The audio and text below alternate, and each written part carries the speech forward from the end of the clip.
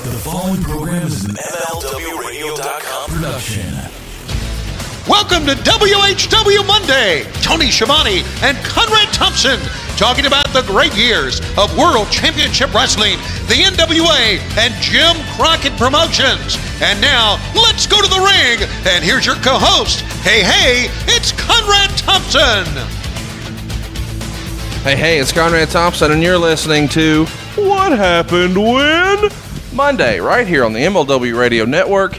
And the podcast MVP of the week, Mr. Tony Schiavone, is with us. Tony, what's going on, man? How are you? Thanks for saying that, Conrad. I'm not so sure that's the case in my mind, but I know a lot of people feel that way, and I really appreciate the last 2 weeks, what we've been able to do. I would like to start out with a little apology. Really? So anybody who's offended by my talk, and I know some people have been. And you mean our humor? Our humor. Yeah. Well, it's very much guys' humor here, isn't it? Locker room talk. Locker room talk, yeah. Toilet talk, as Lois likes to say. And I apologize for that if I offended anybody. Sometimes I listen back to it thinking, I shouldn't have said that. And then I listen back to it and I say, fuck it. But that's where we are. I mean, that's why we're so popular, I think, one of the reasons. And on the other end, I appreciate everybody's kind words over the past couple of weeks. The last couple of Halloween Havocs has been a lot of fun. I want to tell a little story. Please do. Was watching the World Series and the first game from Dodger Stadium in the World Series, and Vin Scully came walking out with a microphone to throw out the first pitch. And I'm watching him. Vin Scully, for those of you who aren't baseball fans, is the former voice of the Dodgers. He was Dodgers voice for over 60 years. One of the most revered broadcasters in sports. One of the greatest ever. Probably the greatest baseball announcer. Right. And I'm watching him walk out with so much class and so much dignity. And I'm thinking about my life, and I'm thinking that I always wanted to be a Major League Baseball announcer. That was my dream. Right. And here he walks out, and I'm thinking he walks out and he does this thing to where he thinks like he's going to throw out the first pitch, and he brings Fernando Valenzuela out, and just such class and such dignity. And I'm thinking, here I am, a podcaster, saying fuck this and fuck that. Where in the hell is my life gone compared to his? So I had a downer moment watching him there at that time. But I've picked back up. Well, I'm just curious. How many downloads does Vin fucking Scully have? Okay, I'm not going to go there. No, I'm just saying, listen, here's the deal. We've been doing this show for almost a year now, and I feel like we finally found our voice, our niche. Wouldn't you agree? Yeah, I agree. I think everybody likes... Not everybody, but most like to listen to alternate commentary, and us to go back and take a look and maybe shit on something or put over something. And it's always good to be a armchair quarterback, but it's odd to be an armchair quarterback when you are involved in what you're watching. That's what's odd with me. So, anyway, thanks to you and thanks to everybody. Thanks to Dave Silva and lazy ass Matt Kuhn. And everybody who's involved, Chris McDonald involved in all this, I know, with the videos. We should mention that Starrcade video we actually taped. Here's a peek behind the curtain, I guess. No surprise to most of you listening, but we taped those two Halloween Havocs a few weeks ago. We knew what we were going to be doing ahead of time, so we just did them back to back. And in between time, we actually rolled out that Starrcade video. How fun was that? That was actually very difficult for me to cut because I had no voice that day, and I was just flamming up. And Neil Pruitt, voice of the NWO. Yeah, former WCW producer. That's right. It helped us. As a matter of fact, when you watch the broadcast today, you're going to see the guy at ringside with Ross and Ventura is Neil Pruitt. Neil, at his home in his basement, rolled on that for me and helped me out. And so that was a lot of fun. As you know, I didn't watch it back because I saw the still shots and I'm thinking, whoa, I knew I was a fat ass, but I didn't think I was that much of a fat ass.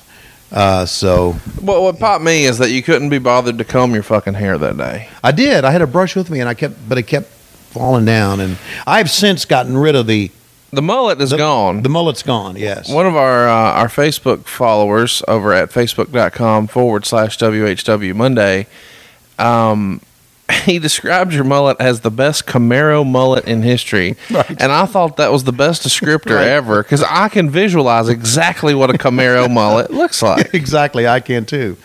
And the good news is that when we start rolling today, you're going to see one of my favorites, Tom Zink, with a Camaro mullet on too. I feel like we should mention, just to clarify here, That video was so well done, the Starrcade teaser. If you have no idea what we're talking about, going over to facebook.com/WHW Monday. Chris McDonald put that together, and he did such a phenomenal job with it. It was so well done that a lot of folks thought this was actually a WWE produced video and that you had gone back to work with the company. Had one of my sons, John Michael, send me a text. He said, "Are you working for the WWE now?" And I texted him back, "No." He said, "Do they pay you for that?" I went, "No, we're just having fun." And then I never heard back from him. So that's kind of an example of what the people were thinking. And I guess we should explain, because everybody is wanting to know, are you guys on the payroll? No, we're not on the payroll. This podcast is about nostalgia. We thought, what a better way to have a little nostalgia than to have the old announcer with the old jacket and the old microphone and the old graphics and the old music. It was just for fun and a way to promote the podcast. And shout out to Chris McDonald. And I should tell you that we always kind of start with the end in mind. So you saw that video, but that wasn't really why we even shot it. We did a fun one, and you might see that the night of Starrcade, right, Tony? You might see that the night of Starrcade. You never know. I know there was a lot out there who, one guy I talked to at a Georgia basketball game, he said, "Hey, you're going to be at Starrcade." I said, "Well, no, I've got Georgia Tech that day." Right. So, yeah, it was, Conrad, it was, thank you for that. That was your idea. That was all your idea, and thanks for that, and thanks for everybody coming together put that to put that on. I had a lot of fun. Well, all the credit goes to you and Neil Pruitt and Chris McDonald. You know, I just had a funny idea and thought, hey, people will dig this. But they dug it way more than I even imagined. I mean, a lot of mainstream sites picked it up like it was legit. So, shout out to Chris McDonald. Wow. That dude can get some real mileage out of that career he's building for himself. Yeah, he's a talented guy. There's no question about it. Well, let's go ahead and give you an idea. You know, we've kind of given you a little bit of a spoiler of what we're going to be doing moving forward. But before we get into this week's episode, which is going to be all about WrestleWar 1992, I wanted to let some fans ask some questions on Facebook about our last two shows, which are Halloween Havoc 97 and 95. Let's run through some of these real fast, if that's okay, Tony. That's fine there, Conrad. Any heat on Eddie or Ray for stealing the show at Halloween Havoc 97? Now, the question here, of course, is there's been rumor and innuendo that a lot of the boys on the top of the card wouldn't look so kindly on someone who was a curtain jerker or an underneath guy going out and having a barn burner of a match, because it's really difficult to follow. Do you know if there was any sort of situation like that in WCW at the time where a guy could have too good of a match early in the night? There were always politics to where guys would take it an offense that maybe their match would not be as good as the curtain jerker. But overall, I think WCW, well, I know WCW was thrilled about that. You always wanted to have one of the best matches to start things out. You did. The bookers liked it. We liked it as announcers. There may have been a few wrestlers out there that are saying, how am I going to follow this? But overall, that was not the case. And I think for someone to, and I appreciate the question, but for someone to ask that just is kind of like a negative connotation. You got a good match, let's all enjoy it, right? Absolutely. Yeah. And everybody certainly enjoyed that one. Probably the most common question we got from Halloween Havoc 97 is, why did Kurt bring the Cruiserweight belt out instead of the United States belt? That seems pretty easy to me. The United States belt wasn't there. Right. There's your answer. Well, everybody's going to say, well, where was it? Not there. That's right. Guys misplace belts, guys lose belts, guys forget belts, luggage is lost. It is what it is. Sometimes it's not... it's this conspiracy theory. It's just shit's not there. I'll give you a little inside, pulling back the curtain. Later, as we went on down the road, because of things like that would happen, we started bringing our own belts. In other words, with the ring crew and with the props crew, they had extra belts. Right. In case someone forgot their belt, so they would have it. Yeah, there's a couple of fun stories maybe we'll tell one day here on the podcast. Why was Hawk in Halloween Havoc 95 in a singles match? Of course, I made that little Freudian slip there because you kind of revealed last week for the first time, I think, for a lot of us, that WCW internally thought that Halloween Havoc was sort of their top show, not Starrcade. It was their WrestleMania. Yeah. And in 95, Hawk is working a singles match. Do you remember why? I assume was Animal's hurt at the time? Animal was hurt at the time. Number two. Lots of questions like this. Yeah, okay. Did the Yeti have a low-key big hog? I'd have to go back and rack up the tape and look at it closely to see. Okay. Why did Mark Mero open nearly every WCW pay-per-view around this time? That feels like every pay-per-view from the era. It's got like 15 minutes of Mark Mero to start. The reason is going back to kind of like what we just said. Eddie and Ray had a great match. They always liked to start the pay-per-view with something great. They always thought that Johnny B. Bad's entrance was spectacular with the pyro, with the glitter gun. So they liked that entrance, and they thought it was a good way to start a pay-per-view. Why did Bischoff take over commentary for the Monster Truck segment? But that was his baby. Okay. Did the Sheik get any heat for throwing a fireball at Mr. JL? No. I guess lots of people were curious. Was that something that would have been discussed beforehand? Yeah. Okay. The Sheik fireball is a classic. A classic, synonymous. So why wouldn't you have him out there? Why would you have him out there if you didn't have anything with fireball, right? No, I love the idea. Yeah. I just think a lot of people probably wondered, did any of the boys have an issue with, hey, he's doing this kind of hot thing in a throwaway match? No. Again, there's too much, Conrad. Lots of conspiracy, man. Yes, I think there's too much put on what the boys thought. Right.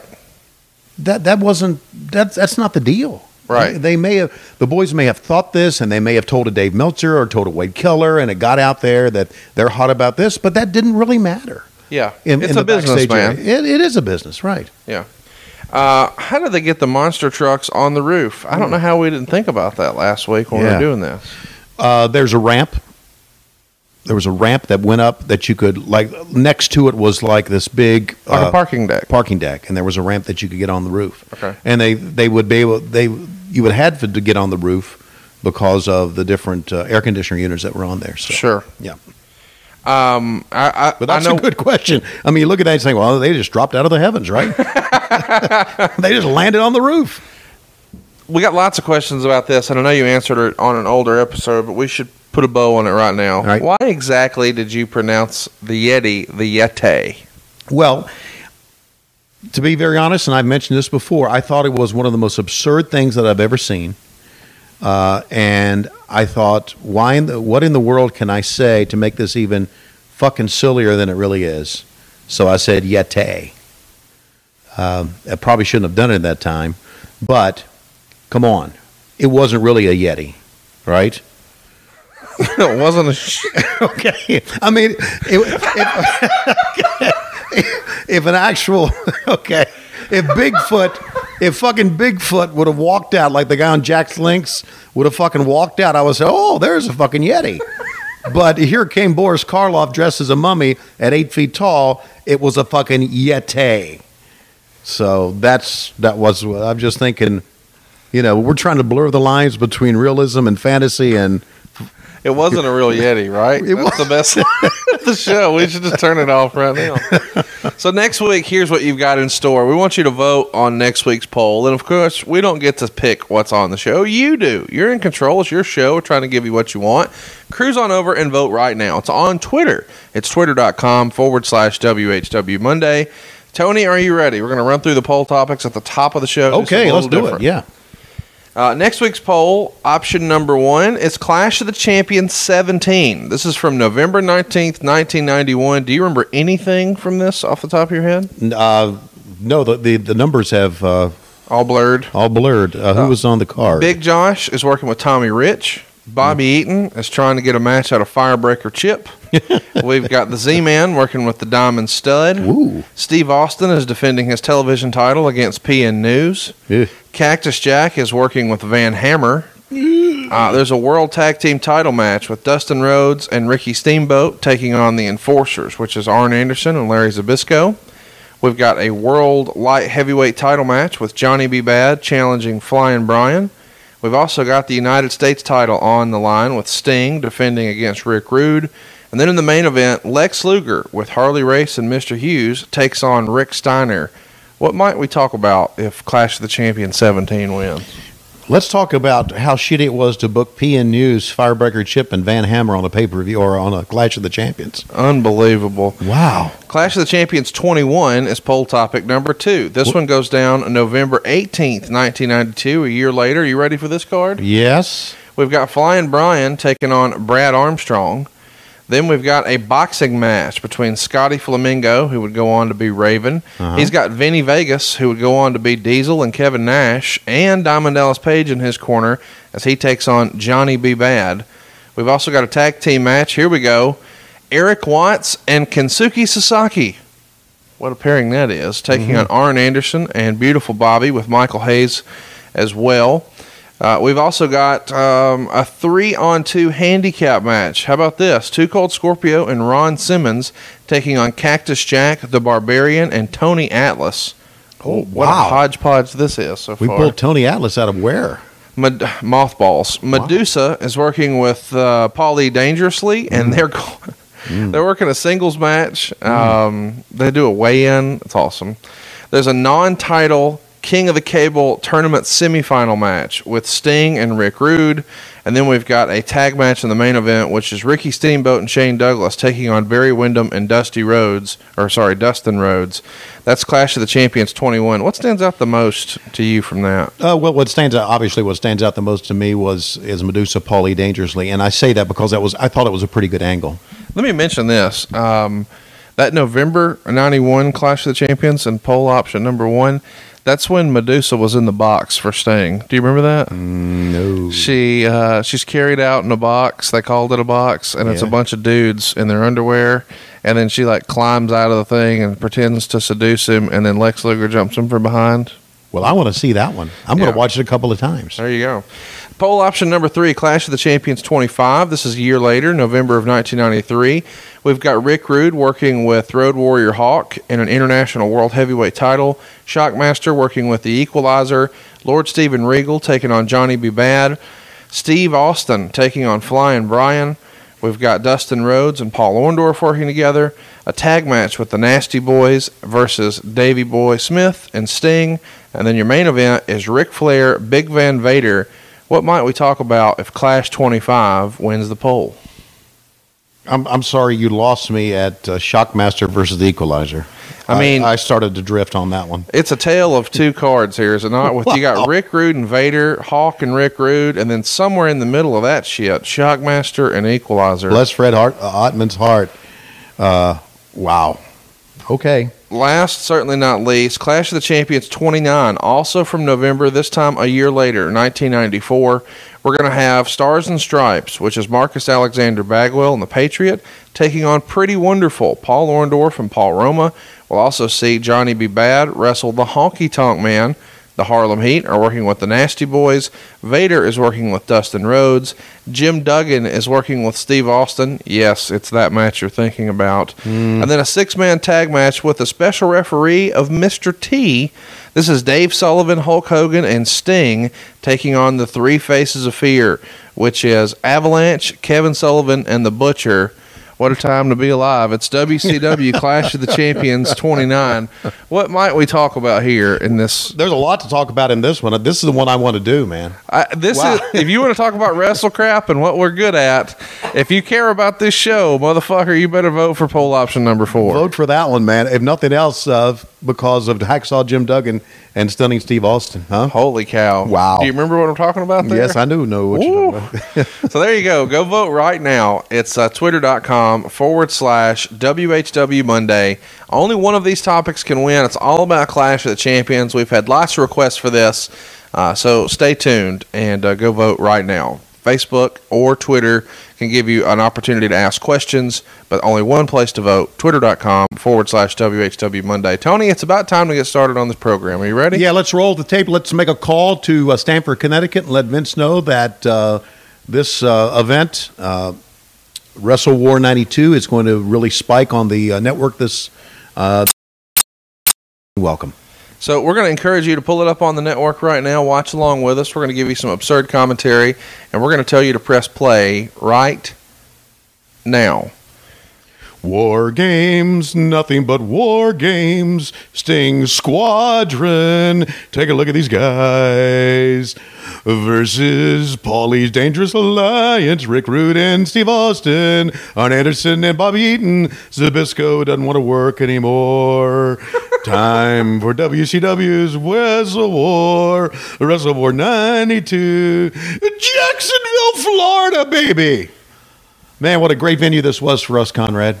It's a pretty big deal because this is definitely, a hotbed of wrestling. They had lots of shows in Florida, one of the hotter territories, and really a WCW stronghold at times. Wouldn't you agree? Yes, it was. It was such a stronghold that they tore this Memorial Coliseum down and built a brand new one. And would you take a look at the pretty boys to begin things, huh?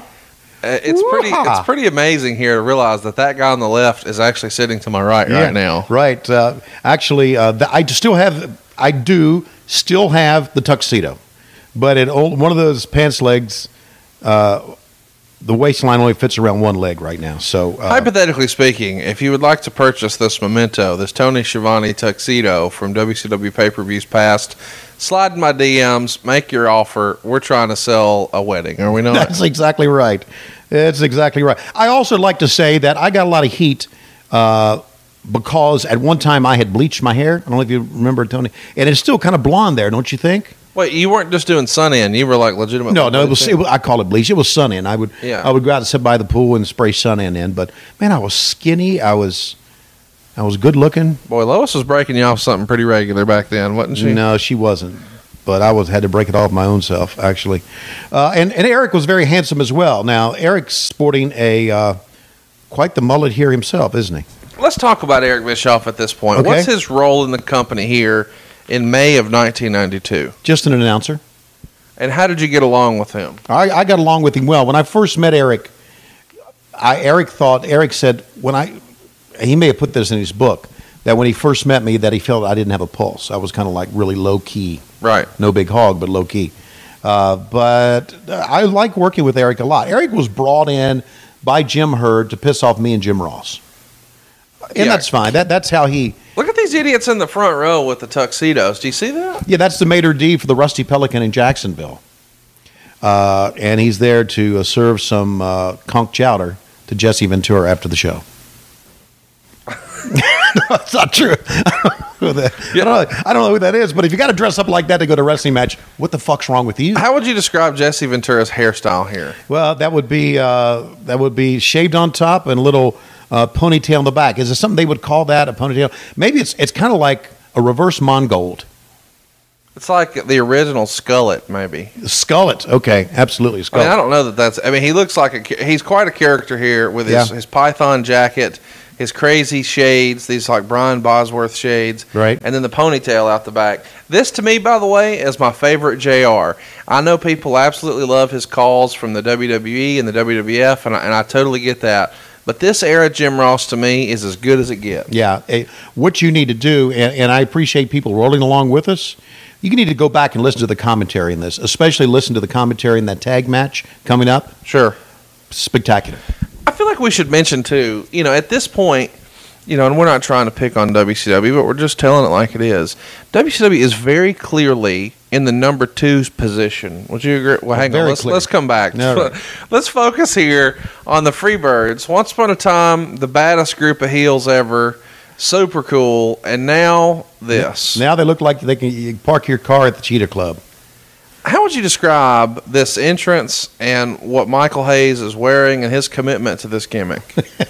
Look at this shit. And not only that, go back and take a listen to the shitty music they gave the Freebirds. It's the worst. Worst ever. But what's interesting to me is Michael Hayes, when he was in World Class, was there a guy who was fucking cooler than him? No, the coolest ever. And what happened? And he's my buddy, but right here, this is not nearly as cool as it was a few years before. Yeah, well, it's kind of the precursor to the Michael Hayes that we both know and love right now. This is Michael Hayes now. Yeah, we're wearing purple in the back, right?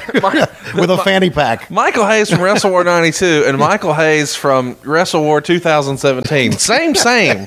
25 years later, same. Absolutely. But it feels like he's like... Now, what about this? I feel like... Can you put this into words? Wear your belt on the outside of your robe. Terry Taylor is your partner. That's enough to piss you off right there. So Terry Taylor doing like a smoking jacket here of sorts. He's trying to be like Hugh Hefner with a bow tie. That's what maybe? he's trying to be. He's a tailor-made man.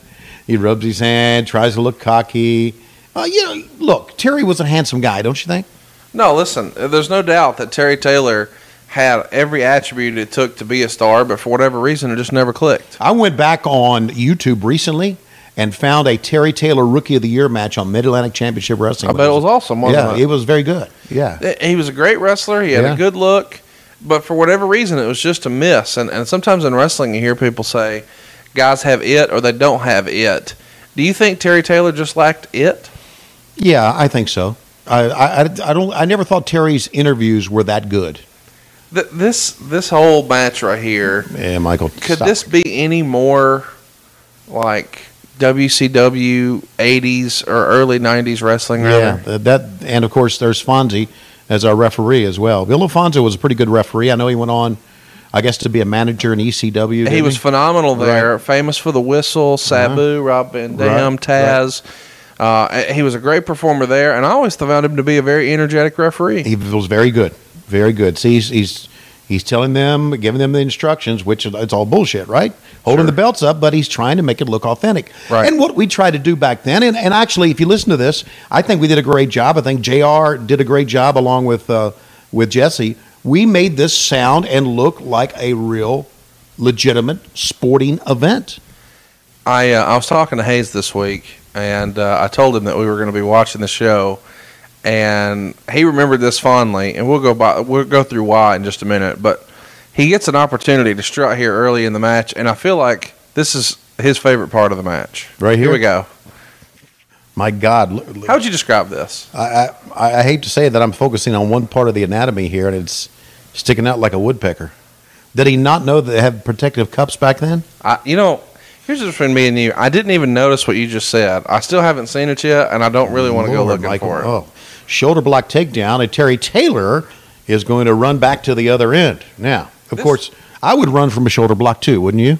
Absolutely. Yeah. And by the way, I think a lot of people sleep on how big Michael Hayes was because he was such a good talker, and obviously he's not nearly the size of a Terry Gordy, but Michael Hayes is not a little dude.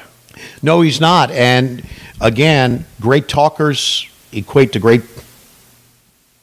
He's got to do something about these. I hope in '93 and '94 Michael adjusted himself, because I don't know. Maybe it's me. You think it's me? Are you talking about the hog meat right now? Yes, I am. It's like a doorknob. Steps over, little Three Stooges spot there.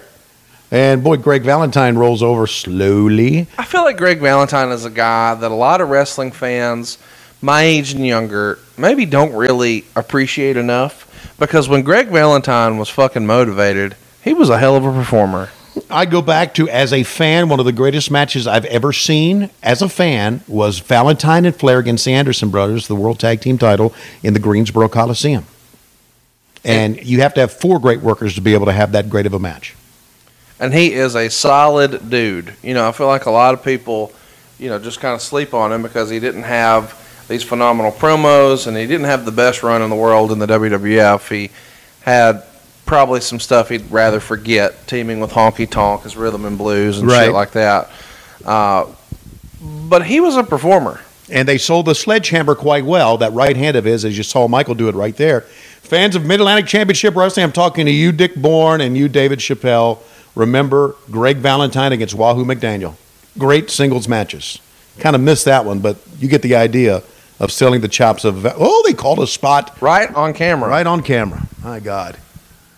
I've always wondered, like, as a wrestler, wouldn't you imagine that you would be very conscious of where the television camera is, and if it's literally touching your hair, maybe not call a spot? Well, 1, 2, and a 2 count. Maybe so, Conrad, but Valentine's old school, where the cameras weren't that intrusive back then. What do you think about Michael Hayes trying to stomp along, get the crowd into it? This is very old school Southern wrestling, is it not? It's old school Southern wrestling, and Michael is very, I'm sure, well, I knew for sure, very excited about being in Jacksonville, because Jacksonville is where Leonard Skinner was born. Yeah, and he's going to shout them out in a promo later. And I should mention that Ronnie Van Zant's daughter is actually having a really hard time with an illness right now. So if you're a fan of Leonard Skinner, we should go ahead and encourage you to have some thoughts and prayers for the Van Zant family, because Absolutely. I know she's going through a tough time right now. Okay. And how about Jimmy Garvin as here, one of the best sets of hair in wrestling these days? He's a cue ball. Is he ever? I didn't recognize him at the Mid-Atlantic Fan Fest that I was at last year. Right. Didn't recognize him. He said, "You don't even know who I am, do you?" I said, "No, I don't." He starts talking, and then you get it. Then I do. I said, "Oh, yes, you're one of those pilots." Yeah, and I think a lot of people, kind of forget that this guy went on to have a very successful career after wrestling. He is a pilot with NetJets now. That is a very great paying job. Wouldn't you agree? Yeah, he was with U.S. Air at one time, I believe. He was a U.S. Air pilot for a long time, and now does private aviation. So he's flying around rich people and getting paid very, very well to do it, and he enjoys his job flying. And a lot of times you see some sad stories from wrestling where guys just can't leave it in the past, and it's got to be what they do forever and ever, and the business sort of moves on without them. That did not happen to Jimmy Garvin. You know one of the reasons, I think? Why is that? He was always a good family man. Really? Yes, he was. He and Patty were really good family people, and I just think that there's something to be said about that. No doubt about it. It's interesting to see, how the Freebirds have moved on here too, because you've got one guy who's very successful as a civilian, I guess we'll say, and Michael Hayes. I don't know that a lot of people know he's in the upper echelon of management with the company. Yeah, how about that? Huh? Yeah. Which means anybody can prosper.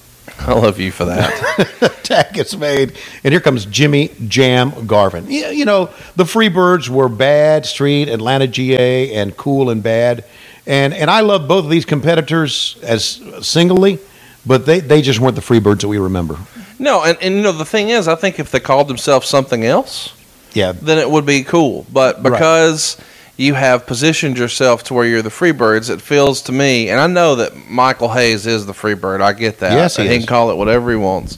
But the original world-class, Buddy Roberts, Terry Gordon, Michael Hayes, with the Rebel flag and the feud with the Von Erichs, that's what I remember. Right. And now we're here with lots of gimmicks. It's almost like if DDP were a tag team. right. And I remember them when they came to Georgia Championship Wrestling. Same thing. And took over. Yes, absolutely. As a kid, Michael Hayes' promo on Georgia Championship Wrestling is one of the best promos I remember. Yeah. From that era. First time I remember Michael Hayes was he had a match against Ric Flair. We had just started taking over World Championship Wrestling, and he walked out and did a promo about Ric Flair, and I thought, man, that's badass right there. That was a badass promo by Michael Hayes. And he was cool. He was hip. And then the bell rang. And he would tell you that, too. Like, Ric Flair had his fucking work cut out for him working a long match for Michael Hayes in this era. Yeah, but Michael knew the business, Another thing, too, about Michael Hayes, if we can digress here, Eric Bischoff, when he took over the company later on, Michael and I co-hosted, I don't know if you remember, WCW's Main Event later. Right. Eric would always get on me. He would say, He hates Michael Hayes. Well, does he hate him? Well, he hates the character. Right. He called that a middle-aged, fat Freebird. Right. Bullshit. He said, I'm tired of that Southern rock and roll bullshit. Right. And Michael's response to me was, tell him what he wants me to be, and I can be it. Right. That's exactly. And that's how talented Michael Hayes was. And Eric, I thought, never got that. He was from Philadelphia, right?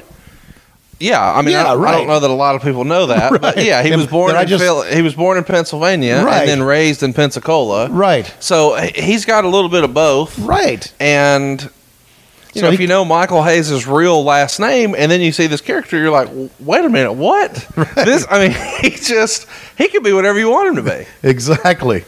So that's what he told me. He said, tell Eric I'll be whatever he wants me to be. But so he was what he knew and what fans knew him to be. And just want to let you know that is not Seth MacFarlane down with JR and Jesse Ventura. That is Neil Pruitt down on the side of the ring there now. I know we were talking about this a minute ago. Let's catch it back up. Obviously, WCW very much in the number 2 position behind the WWF. Just a couple of months after this, the WWF was going to have a record crowd at Wembley Stadium.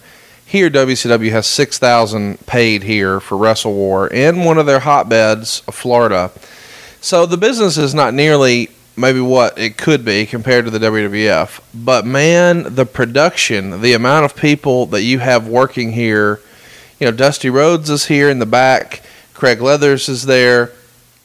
Obviously, you've got a phenomenal production team like Neil Pruitt. But let's just talk about the on-camera stuff that you've got. Working the hotlines this night is Lance Russell. Wow. You and Eric Bischoff are sort of near the stage. On the director's chairs. And then ringside, we've got Jesse the Body Ventura and Jim Ross. This is a fucking legit Hall of Fame of broadcasting. Well, thank you for including me in that. Going back and looking at this, and I don't know if fans will agree, I thought that Bischoff and I had no business being there. Well, it felt like they were looking for a job for you guys. Exactly. Like, hey, these guys are on payroll. Let's do something with them. Yeah. But you did offer very little, and that's not because you're not talented. You were just in a spot where, what the fuck can you say or are you supposed to do? And it's unnecessary. Not only that, and you'll see that every time they came to us, they came to this camera crane shot, and it works at the beginning of a show. But it becomes unnecessary. It becomes unnecessary, especially after you come out and you'll see after like WarGames and they're just bleeding and everything. Then they take this nice camera shot of us. I'm thinking, fuck, man, do something else. But that's being a armchair quarterback too. It's also having the Turner team with you, and so they're focused on that aspect of it more so than the wrestling. So they're TV people more so than wrestling people. At least they pretended to be at one time. What do you think of this look of the WCW ring setup with the blue and the black and the yellow ropes? I always thought, and I mentioned this, I always thought it never popped. I always thought the ring, and then I was always told that, well, the cover of the ring needs to be that color for television, but the color of the ring for the WWE was always an off-white, and I thought it popped more. And I brought that up many times when I came back, but... as a kid, I got to tell you, you guys sold a WCW ring that looked like this as a toy. Yeah. And whenever I see this now as an adult, it makes me think of the toy ring. So for that, I have a lot of fondness for it. Well, there you go. To each his own. We're in the midst of a good match here, Conrad. For the first, the fans are kind of into this. And I know that a lot of people see this and they think, and it's a groan.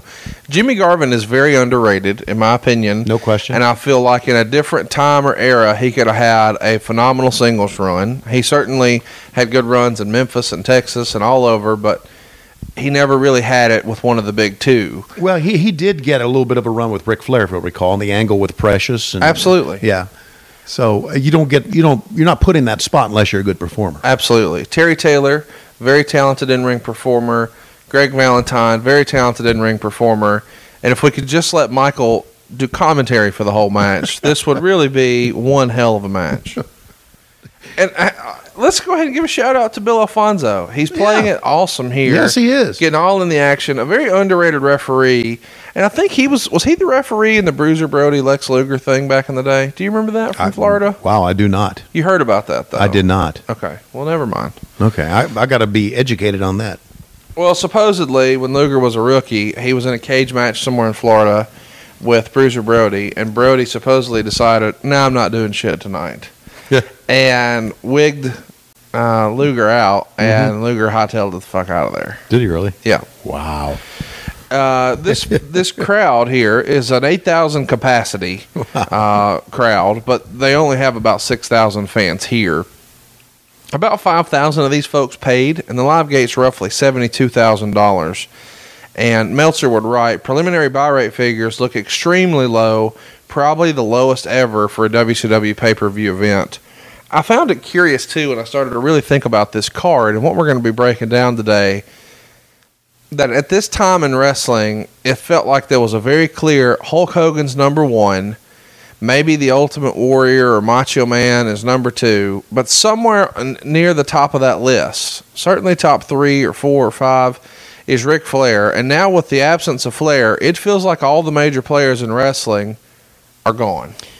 It was a big void left when he left WCW, and we were reeling, and I think fans looked at it that way.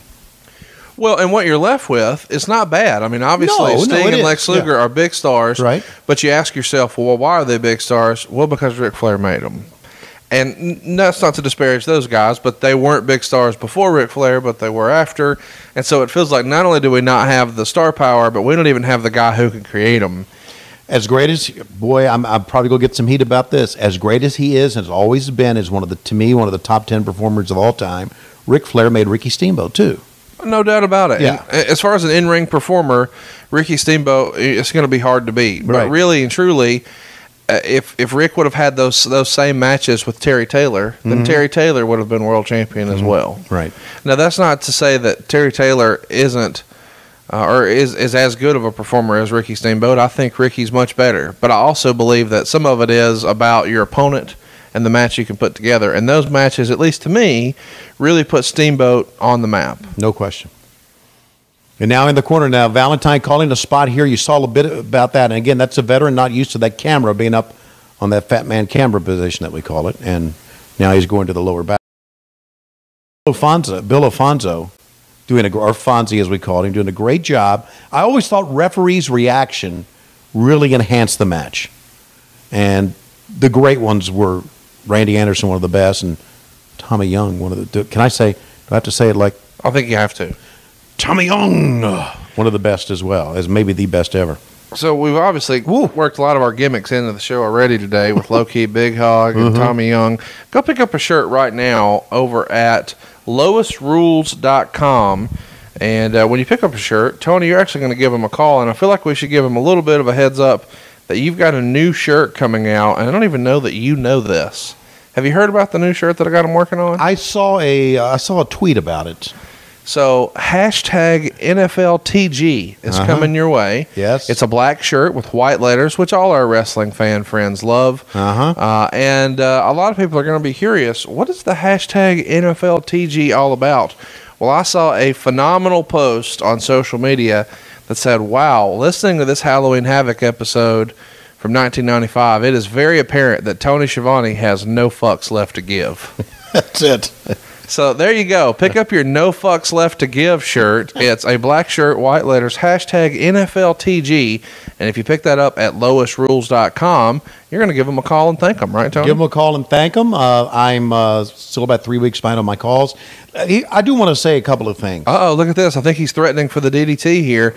And everybody knows when Jimmy Jam hits the DDT, that's the end, man. Yeah, there's a DDT after the left hand. Put down Valentine. 1, 2, 3. We have new United States Tag Team Champions. Look at the fans. They're going nuts. They're crazy. They're running back and forth. I mean, serious business. I know people are going to be serious critical. business too. Is that Lois right there? No, my goodness. How would you describe these perms from the 80s? Wow. That would be a perm in a box, I would think, from the 80s. You used to be able to give your own self a perm. You know that? These United States Tag Team titles have changed hands. No longer is it Terrence Taylor and Greg Valentine. The Freebirds have got the win here in Jacksonville, Florida, the home of Southern rock and roll, the home of Leonard Skinner. And a DDT is what did the deal here. What did you think of the match? I would give the match 3 1/4 stars. I love that you're actually embracing the 1/4 star bullshit. Yeah. Why not? Meanwhile, back to the set we go. And thank you very much, Jim Ross. Eric Bischoff, in 10 years, I'm going to be next door at the Gator Bowl. You guys can go fuck yourself. What do you think? I see a notepad here. Yeah. It doesn't look like there's anything written. Right. I don't see a pen. Mm-hmm. What do you think Bischoff was making notes on? Did you ever take a peek when he was writing shit down? Because you, of course, do the same amount of prep for this job as you do podcasting. None at all. I think that Eric was taking notes because Eric always had in his mind that he could run the company. And he did. Yes, he did. And he always took notes about what he thought it was wrong, what he thought we could do better. And would he share those notes with someone higher up, a Bob Dew, a Bill Shaw, something like that? Probably. Yeah. Yeah. Not so sure of Bob Dew. I'm not so sure how I don't think he and Bob Dew got along too well, but he and Bill Shaw certainly did. Let me ask you this. You know, people have said for a long time that they feel like Bischoff can be cocky or arrogant or smug or whatever. Yeah, he was okay. Well, at this point, you felt like he was pretty legit? Yeah, he's a good kid. Well, he was older than me, but I was. Here we go. Here's an independent creation, isn't it? I don't think it is really. This is one half of the Young Pistols, the former Wild-Eyed Southern Boys. Well, I'm saying he became one. Oh my gosh! If you have an opportunity to see Tracy Smothers on the Independents in 2017, do yourself a favor and go. Tracy Smothers is one of the unsung heroes of professional wrestling, at least as far as I'm concerned. Anybody who wears a jacket like that with shoulder pads in it, you got to be a hell of a man. How would you describe Tracy's haircut there? Ooh, well, that is a mullet gone wild, is what that is. We could sell that on DVD, maybe. Mullets Gone Wild. Mullets Gone Wild. I mean, absolutely. As long as we've got. How would you describe Johnny B. Bad goodness, here? This is brutal. This was in the Johnny B. Bad era, and this is where he really gimmicked the face up and the kiss that don't miss. And take a look at the cape and the headband. Oh, and the makeup. Yeah, the eyeshadow and the boa and the glitter gun. Yeah. And he's got every gimmick in the world. Right. He could prance. I do need to say this about Mark Merrow. I was with Dusty Rhodes. We were in Columbus, Georgia, backstage, when Mark Merrow did a dark match for us. And Dusty looked at me and said, "Does that not look like Little Richard to you?" Really? Yeah. And I said, "Yeah, I guess he does." And he said, "I've got an idea for him." So Dusty came to him with the idea. I don't know if Dusty called him. I have a feeling Dusty called him Johnny B. Bad because one of his favorite songs was Johnny B. Good. Sure. And Mark Merrow took it and ran with it. He really did. He cared about his gimmick. He took it and he ran with it. So we all thought that he did look like Little Richard, and he just Little Richard did it up. It's amazing to me that so many people, see this version of Johnny B. Bad, and they just jump to some conclusions. He's letting the ladies tip him here. Yeah, but some of those ladies too young to tip him. Shouldn't be doing Are you that. ever too young to have somebody put money in your knee pad? No, but never mind. I'm not going there, son of a bitch. So here's my point I was getting to with Mark Merrow. He looks ridiculous. Sure, this he is does. a super silly gimmick. Yeah. The motherfucker was a Golden Gloves boxer, right? Well, yes, he was. And JR was trying to put that over during this match. But it's really difficult. It is. To take this guy as a legit badass seriously when it looks like he's got, yes. It's just outrageous. But flip side is the fans are kind of into it, don't you think? No, that's what's weird is some of this stuff doesn't age well at all, but I thought just the silliness of the Freebird gimmick that we saw earlier was kind of stupid. Mm-hmm. And then you see the crowd's reaction when they win the belts, and it's like, well, shit, maybe I was wrong. Yeah, well, again, a stronghold of WCW. And Mark Merrow came out, or Johnny B. Bad comes out, throwing the fist, and then Tracy Smothers. How do you like Groucho Marx as the referee here? The only thing he had to do is put glasses on Mike Atkins, buddy, with that big honker, and that's Groucho. What do you think Mike Atkins is doing these days? I don't know. I hope he's not listening to this. I feel like he runs an AutoZone. He could. Tracy Smothers, by the way, I know I plug this all the time. The dude's entertaining on an independent, guys, and he's still working hard all these years later. 25 years after the match you're watching right now, he's doing this somewhere near you in the next year or so, and you should go see him, support somebody who gave us a lot of entertainment through the years. Saw Tracy in Allentown this past summer, and he and I talked a little bit, and he's all banged up, doesn't have a tooth in his head almost, but he's still out there working. Yeah, and here's the deal. I'm not banged up. I'm not friends with Tracy. I'm not putting over my buddy here. Yeah. But I knew what you just said, that he's had a hard time financially. Yeah. And he's still working hard. Yes, he is. And he does. If you saw him do an independent match, he's still getting the crowd fired up, and he knows how to get heat. And there's just some of these guys who I feel like, could use a little payday here or there. So by God, if you see Tracy Smothers working an indie show near you, go buy a ticket and tell him you came to see Tracy. Absolutely do it. I agree. Because if he's still working, of course, he's probably, as we talked about, where are these people walking to, going back and forth? In front of everybody. Yeah, look at this. It's unbelievable to me that the walkway is in front of the people who paid the most for their tickets. Yeah, exactly. It's the most WCW thing ever. I know. And these people are like, man, fuck this match. I got to get pissed. And there goes Rick Rude's younger brother walking to the left there. So Johnny B. Bad here is getting a major push. This is the beginning, of course, of things that are going to be to come for him. And I think a lot of people make fun of the gimmick, but two of the greatest minds in the history of wrestling clearly loved it. Dusty Rhodes created it and pushed it. And then Vince McMahon, according to the rumor and innuendo, when he signed Mark Mero, he really wanted the Johnny B. Bad character. He didn't know that Johnny didn't own that. He thought he could bring it with him. Wow. So how about that? So, you can do a lot with the gimmick, and Johnny needs to take a lot of credit for enhancing the gimmick. Or Mark does. Sure, absolutely. And Mark is another one of those success stories in wrestling. Of course, he's making a living these days as a motivational speaker, and he has a very uplifting message. And we've had a lot of fun with him here on the show, but this is quite a character when you can go from being a Golden Gloves and then want to get into wrestling, and this is your gimmick. He gets it all over. Of course, helps get Sable into the business. She became a superstar. Yep. It's and now he's doing motivational speaking. It's just an interesting career trajectory. It is, but it also shows, and this is to our young fans out there listening along, it shows what you can do if you're positive. Johnny was always positive, or Mark was always positive about himself. If you have a good attitude about life, it shows you what you can do. Well, you're going to be happy and you're going to be successful. Yeah. And there is a difference between, being,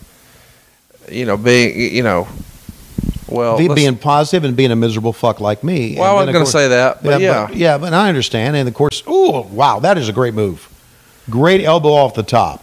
And of course, what I'm razzing Tony about is Tony thinks everything we do for you guys is terrible. Yeah. And that it's the worst thing ever, and that nobody gives a shit, and blah, blah, blah. And then when 300,000 of you listen to an episode, he doo-doos his pants and comes right back over. Yeah, and exactly. And then we'll shut it down. I'll be feeling good about myself and go home, and Lois will drag my ass down again.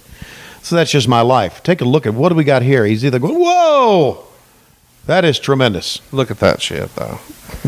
Lord bless them. But did their best, right? Call an audible. Call an audible. A lot of wrestling matches were audibles. And you know what? This was back before everybody rehearsed everything. Right. So I don't mind audibles. I don't like rehearsed shit that goes wrong. Because some kids, rehearsed shit goes wrong, and the whole match goes to hell. I know a lot of people hear me talk about my affection for Tracy Smothers as a wrestler, and they've never seen the indie gimmick, and they don't get it. Or they just remember this maybe in the FBI stuff from ECW. Go out of your way to watch Great American Bash 1990. He tags with Armstrong to take on the Midnight Express, and it's one of the best matches of the year. Well, they were the Young Pistols back then. That's right. Right. Wild-eyed Southern boys, Young Pistols, well, same. Right. And how funny is it that this Southern wrestling stuff is still getting over? I mean, he's hulking up right now, but what would it be called if Johnny B. Bad was doing it? Well, hulking up? Yeah, I mean, he was trying to hulk up there. What would the Johnny B. Bad version of that be? He would be calling it sabling up. Woo, a 2 count. Which, I don't blame him. This pay-per-view got 78.7% thumbs up. Wow. 8.1% thumbs down, and 13.2% thumbs in the middle based on the feedback from the Wrestling Observer fans. Why would 8% give this a thumbs down? Because we're going to find out later on from the tag match and the WarGames, it was pretty strong. It's a hell of a card. Yeah, if you didn't like this, then you shouldn't even be voting.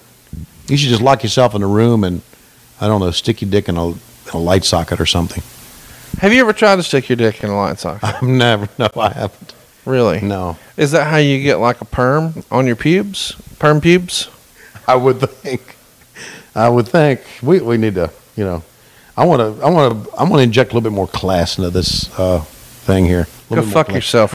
We're not doing that. Okay. That's not who we are. All right. Just sorry. And kiss our ass. Okay. All right.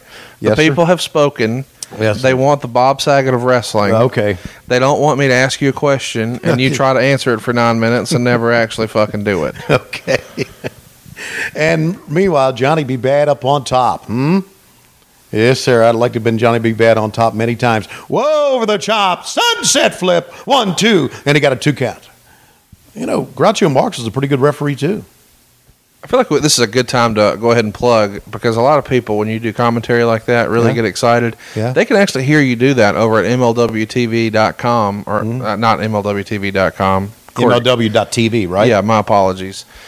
I guess the other one probably works too, but MLW.TV. Oh, look at there. Yeah. Mark Merrill's your victor. Mark Merrill's the victor, and the Mater D from the Rusty Pelican in Jacksonville Beach jumped right up. He's clapping there. You see him on the right. He's having a great time, and it was a left hand closed fist. I bet you Jesse Ventura's pissed off about this. Yeah, Jesse Ventura spent the entire night saying that a closed fist is illegal and it should be disqualified. Was a cheater for doing it, or Johnny B. Bad was a cheater and shouldn't be allowed to use it. Wow, right to the side of the head. Tracy took a good bump as well. That was very Deontay Wilder-ish. Okay. Chat me up. He's using a closed fist, and he's technically a babyface.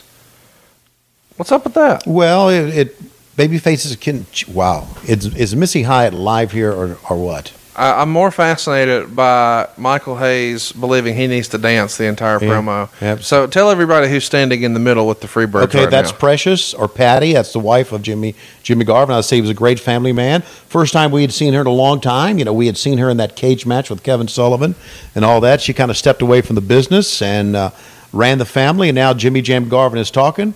And I do want to tell you, to the man to my, we're going to take a look once again at the DDT. And you know, Conrad, no one gets away from the DDT, right? No, not when Jimmy Jam lays it on. Yeah, absolutely. Here comes the DDT. And it puts it on, and there's the 1, 2, 3. But I don't want to talk about that. I want to go to the man to my right, Michael PSA's, Conrad Thompson, I know I owe you money. And I've owed you money. I've owed you money for years. But I'm telling you, I will pay you, you motherfucker. And here we are in Jacksonville, Florida, home of Leonard Skinner. And as soon as I dig into my hip pouch here that no one wears but me in 2017, I'll dig out that $500 that I owe your ass. Is that good enough? That was actually pretty good. Okay. And the hip pocket you were talking about, I believe, is a fanny pack? Fanny pack, yeah, hip pack. Yeah, the fanny pack that only he wears now. We're looking for fanny packs to be sold very soon on the Something to Wrestle with Bruce Pritchard podcast. Are you really? And we're going to put doot on them. Well, you know, this is the only interview of the show. Look. Oh, God, and Missy was hot, man. She was smoking hot, and we only showed her once on the show. Yeah, she was. We must have been in the Bill Watts era. Yes, we were. Yes, we were. Before we get into that, I feel like I should give everybody an update. Right. What Tony was referencing there is I sent out a late night tweet just being funny that apparently got some heat with Mr. Hayes. He was fired up about the fact that I called him out on him owing me money. Right. Because I said, please retweet if you think at Michael P.S. Hayes or whatever it was should pay his debts. So we watched the Conor McGregor-Floyd Mayweather fight together, and we made a bet. And he bet that Conor would win, and I gave him ridiculous odds. Like, you pick them. I mean, you want 100 to 1, 1,000 to 1? You literally pick it. And he's like, so if I bet $250, you'll pay me $250,000. And I said, yes, I will. So I won $250, and then of course he's like, well, shit, I don't have any cash. Can we go double or nothing? I'll take Florida State over Alabama. Well, of course, we just wrecked their life. So he's owed me $500 since the first week of the football season. But every week he would say, hey, give me your address. And I'd say, I'll see you at the pay-per-view. I would rather him owe me money than actually pay me the $500. Yes, that's the fun part. And so then when I did the tweet, it was like, oh, he's gone too far. So I saw him at the 30 for 30 debut in Atlanta. He walked right over to me, shook my hand, and inside the handshake was a folded up check. And a friend of the show was standing to his right, and he said, I'm going to miss the tweets. Because so apparently it had made its way through the locker room, and people knew that Michael Hayes owed me money, which was kind of funny. Oh, I wish I'd have known that story. I would have added to it. He's better as Raven. I don't think there's any question. Scotty Flamingo, but again, you take a gimmick that you're given, right? Yeah, and he's got himself airbrushed on his tuxedo jacket, and he's got ripped jeans and a tuxedo and a cummerbund, and his own image is airbrushed on the back, and he's got a bow tie, no shirt, and a white hat. This to me would be for the male escort of the year world championship, wouldn't it? We should mention that both of these guys, I believe the phrase that the Nature Boy likes to use is both of these guys were dick dancers. Are you in the loop on that? Well, we're in the loop about Marcus Bagwell. I'm not about Raven. He was apparently a dick dancer. Was he really? Once upon a time. Okay. And apparently he did have a Loki Big Hog, which you can actually support a shirt, support the show and pick up a shirt right now over at lowestrules.com. And the low-key Big Hog shirt looks like a barbecue shirt, so you're safe to wear it in public. Yes, you are. And that's what I really like. I hope you guys are digging that most of the shirts that I'm helping design, if it looks like a cool shirt that doesn't look like a wrestling shirt and one you could wear in public, had a little bit of Conrad dust on it. Because I don't own a lot of like old Bret Hart shirts where it's just like a dude's face. So it's like pink and then it's like the Hitman's face as big as you can. I'm like, who the fuck wears this shit? So mine are like hashtag NFL. Yes. Right. Yeah, DG. Conrad dust. From Bruce Pritchard, he used to say that the WWF needed some Hulk dust sprinkled, and so whenever they were trying to get a guy over, they would put him in the ring with Hulk Hogan, and boom, they were over. Marcus, a handsome young man right here from Marietta, Georgia, Sprayberry High School, and I like how they're starting this match. I like that they're getting, really, look at this, physical, back and forth, a little stiff slap there by Scotty. I think Scotty, a little bit more of a shooting slap there than Marcus. If these guys were to be in a real fight, I love this match. It's very underrated for what it is. Exactly. I had really low expectations, but I watched it this week, and it's better than it had any right to be. Yeah, it had any right to be. And they're learning their temper, get the best of them here, which is nothing wrong with that. Randy Anderson doing a great job as the referee, and the fans are kind of getting into it. There they go again. Look at that. Some of these are laid in. Yeah, for real. There's nothing wrong with laid in a slap. They're big men. They can take it. I always said that. And they almost fucked up that spot. Wow. Who would you take here in a shoot fight? I would take Marcus only because I think Scotty doesn't give a fuck. By the way, we should mention that Marcus is not doing a podcast, but Raven is. Oh. So if you'd like to hear more from Raven, if you've never heard a Raven podcast, I encourage you to check it out because it's not what you're expecting. He has a great mind for the business, and he has some funny takes, a hell of a vocabulary. You will laugh. You should check it out. It's Raven's podcast. Just throw it in your Google machine. But if you want to spend some time with Marcus Alexander Bagwell, you could do that over at cowboys4angels.com. Right, Tony? Absolutely. Now, I feel like this is as good a time as any to mention this. Tomorrow, people are listening to this on Monday. Tomorrow, it's your birthday. Oh, yes, it is my birthday. Thank you for that. And you turn 60 years old. 60 years old tomorrow, which means I have 10 more years left in my life, and I want to make the most of them. And that's why at the most, 10 more years left in my life. So we've got 520 podcasts left. Well, that's what we got. That's it. Okay. And I want to make the most of them. That's why I've hooked up with you as a good friend, because you're making the most of my life. And that's why I will continually, as the years go by, see less and less of Lois, because I want to enrich my life.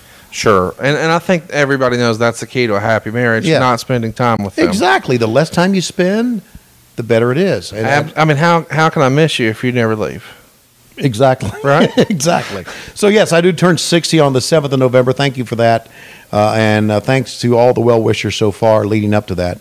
I really appreciate it. If you'd like to send your well wishes to Tony and not get blocked, tweet him. He is at Tony Schiavone 24, or you can post some messages on our Facebook. We're going to have a little special surprise for you over at facebook.com/WHW Monday. For the fans?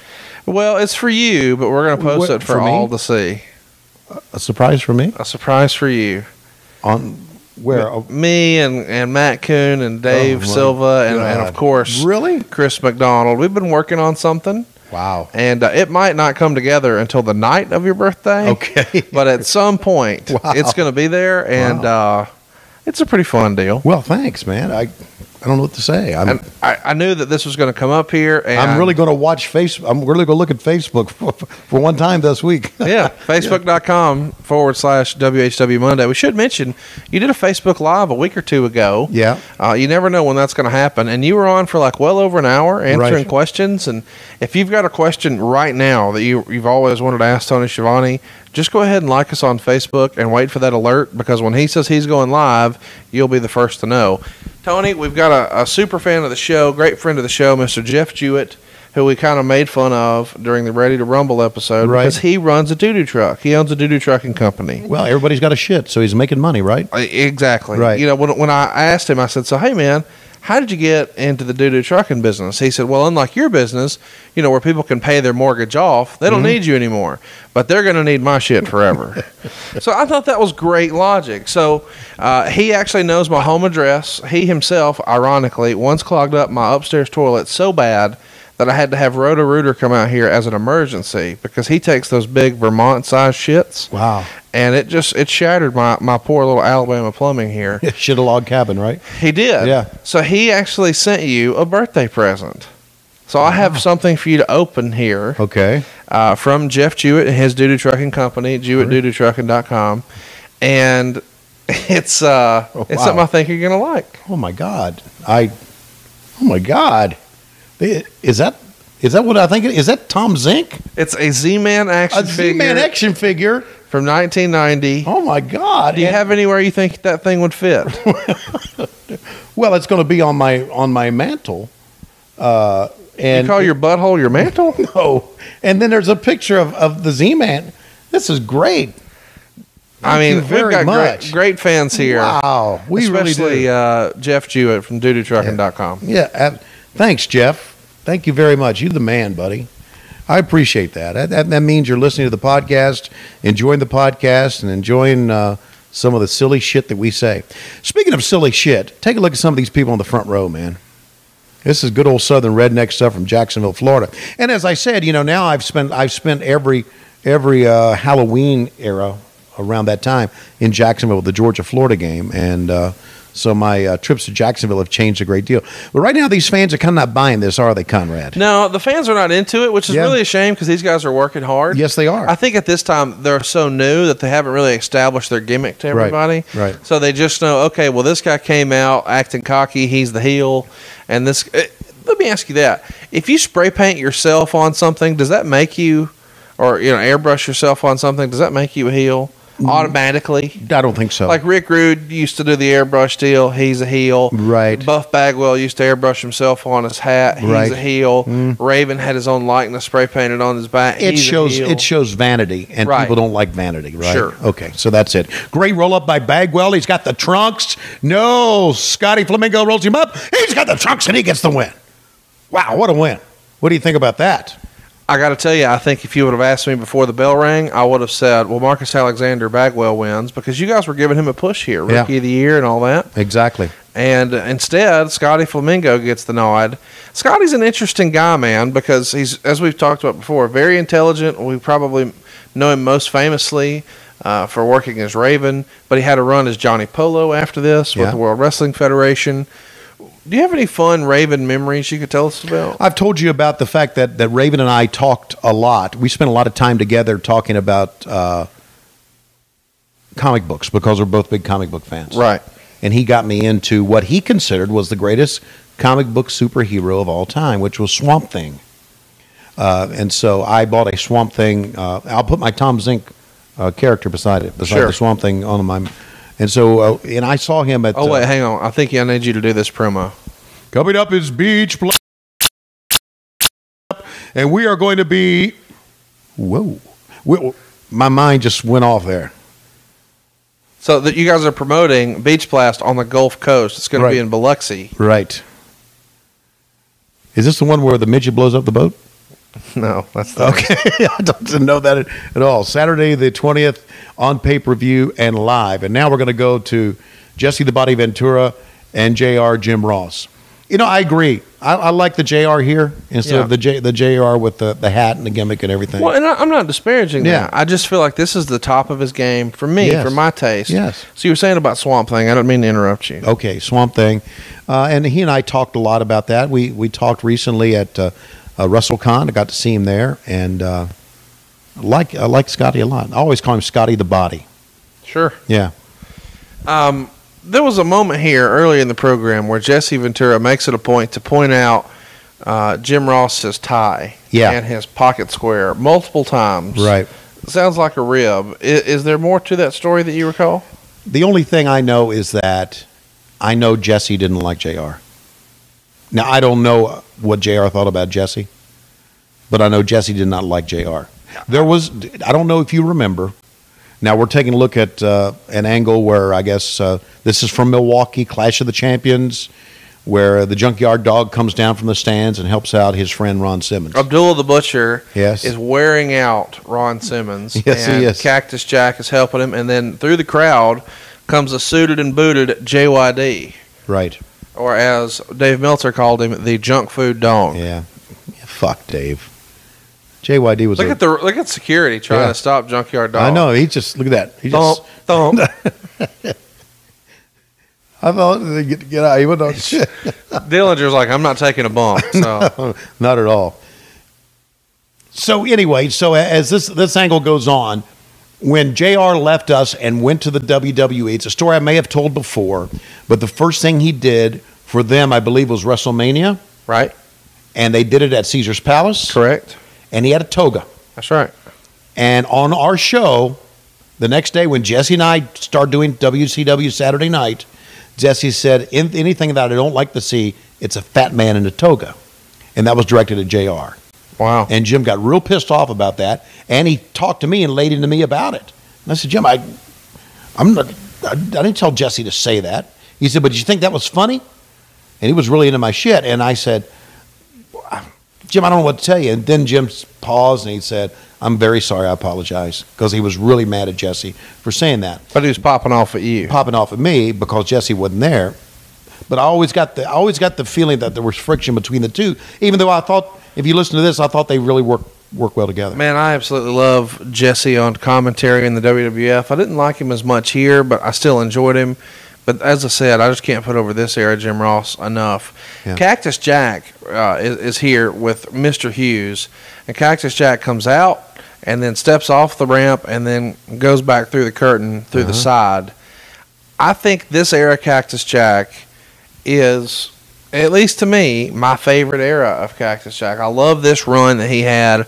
I think it's my favorite time in his career, and I know a lot of people are going to be upset by that because I'm not referencing the Mankind stuff later, which was awesome. Sure. But this is just what I grew up on and my first introduction to him, and I loved it. And, of course, we see the reason he went off to the side is to ambush Junkyard Dog and throw him off the ramp on JYD's entrance, which is pretty smart. Yeah, it was pretty smart, but also they did it this angle because I think, if I remember, JY was hurt and really couldn't wrestle in this match. So what they did, they just had him do a bump here. Cactus is going to put an elbow drop on him. I think even Ross even talked about how lethal this elbow was, and this is one of the reasons Cactus can't walk now. I mean, how ridiculous is that? But now JYD is gone, and he was hurt at this time, so he didn't have to wrestle. So that's why this angle was done. Look at the bumps that Cactus has taken. Jumps off the ramp onto the concrete with an elbow. Yeah. Then Ron Simmons gives him a backdrop on the ramp. Yeah. This guy is just unbelievable. And then he fell down just for good measure as well. Here's, I think, a very underrated performer was Curtis Hughes. Yeah, we don't talk about Hughes much here. Yeah. And Hughes kind of had a lot of stop and starts in the business, and there's been some rumor and innuendo out there that a lot of that may have been because he had some substance issues. Right. But he's a big dude. He's a very intimidating looking dude. Mm-hmm. But it does feel like there's a lot of stop and starts through his career. He could bump. He could work for a guy his size. And not only that, anybody who knows Curtis Hughes and had been with Curtis Hughes on an airplane knows that he would fall asleep and snore. I knew you were going to say snore, yeah. Have you heard the stories about him snoring? No, but, I mean, he's a big dude. But it was like a gimmick snore. I remember when we traveled over to England one time, and he was with us, he was snoring, and Arn Anderson had to wake him up. Arn Anderson says, I don't think that's really a snore. I think he's just fuck with us. But it was like a Three Stooges snore. It was like a gimmick. Like, it was crazy. Wait, do that again for our listeners. Is that what you try to motorboat Deborah sounds like? I mean, that sounds like Tony Schiavone motorboating. No. But he would have a gimmick snore that was crazy. And it was to the point to where you thought he was, maybe there was something wrong. But every time I think he was having trouble breathing. Yeah, it's like CPAP machine needed or something like that. But it was crazy. It would resonate through the entire plane or in business class where we sat or something like that. And Arn would wake him up. Just so he would shut up. So when I think of Curtis Hughes, I think of snoring. Hypothetically speaking, what might that sound like when Arn wakes him up? Get at yourself, fat boy. You got other people here. Something like that. So now we've got Curtis Hughes, who interesting gimmick to me. He's wearing dress pants, a dress shirt, suspenders, and a tie, and sunglasses. Yeah. You know, a guy walked on the airplane one time late. We were late going to L.A. from San Francisco. And this guy walked on the airplane right at the end, and Arn Anderson said, "Get up on up here, Hambone. We got to go." I love it. And everybody just laughed.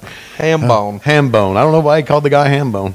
Well, you know, what I guess what I like about Curtis Hughes' look here is this could not be more different than some of the silly, over-the-top outfits that we just saw a few minutes ago with, like, the Freebirds or Scotty the Body. There's Johnny B. Bad. The loud, over-the-top. And then this is, I mean, he looks like he could be a legit bodyguard, and he's just kicking your ass. The bodyguard, Mr. Hughes. And now he and Cactus Jack are kicking Ron Simmons' ass. And, of course, we're talking right now, we're talking right now the era of Bill Watts. Yes. So Ron's getting ready to get a big push here. Now, let's talk about that, because we haven't really broken this down a whole lot here on the show before. But the Bill Watts era, you know, previously in a prior world, he's squealing like a pig here. He made a lot of, I love those Cactus Jack noises. Can you make a cactus? Are you choking again? No. I was just making those noises. Squealing like a pig. Making those noises. Ned Beatty anywhere nearby? Nowhere. So what were you saying? Bill Watts made a lot of money, and yes, he did. The Texas territory, you know, the UWF era, Oklahoma, and all that Mid-South, stuff. right? Yeah, the Mid-South. So he made a lot of money with Michael Hayes. He made a lot of money with Junkyard Dog. Yes, he did. He made a lot of money with black athletes. Yes, he did. And now he's got somebody that he thinks is right up his wheelhouse, who was a college football stud in Ron Simmons. And now he's no longer in a tag team. He is going to be pushed to the moon here. Right. So in a weird way, the pairing with JYD, even though that was the original plan, it doesn't really hurt the planned push for Ron Simmons that he now has to go at this alone in a handicap match. Right. You're showing that this guy is just that level of an athlete. And it does make sense logically, because at the time, you know, black athletes were dominating legitimate sports. Sure. Whether it was, you know, basketball or baseball or football or anything, boxing, whatever. And yet in wrestling, they weren't really represented the same way. There were very few black performers in the business, and those that were there were not usually positioned at the top of the card in this era. Exactly. And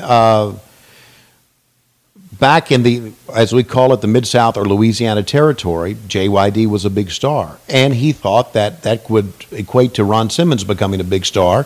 And he was probably right. Ron became a pretty big star. But we were so far, there was a 2 count, we were so far down that there's just so far, unless you're Ric Flair, so far you could become a big star in WCW. Right. Do you understand? I'm sure there's a ceiling. Yeah, there's a ceiling. Yeah. For WCW right now. Well, but I think the idea was, you know, and you hate to talk about it this way, but it's just true. You know, you're trying to position yourself as a product to sell as much shit as you can. And so you may identify, hey, the WWF, our chief competitor, they may have children locked down, and we may have more just adult wrestling fans, but is there a hole in the market that's not really being marketed to, and we could become their go-to? So it does make sense that you would try to say, hey, let's look at our demographics and let's try to see what we can grow. Hey, here's an opportunity.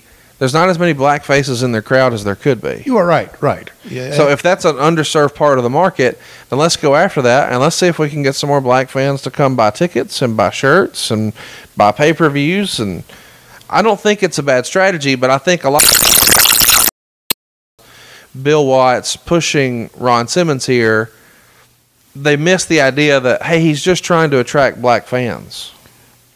But is that the best way to do it? Well, what would have been a better way? Well, I think look, Dusty Rhodes attracted black fans.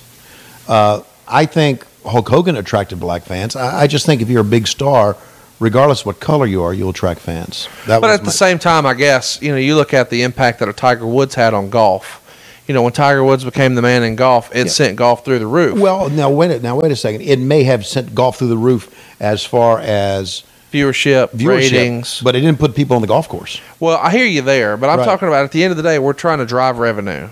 Okay. And so it just feels like to me, and it's a big deal when you have your first black hockey player, that becomes a thing. Your first black NASCAR driver, people are having these conversations, and this very much exists because in the real world here we've got the LA riots and all of that. So why not try to make this a thing, right? And cater to an underserved market and create a niche for yourself that maybe the competition is missing out on.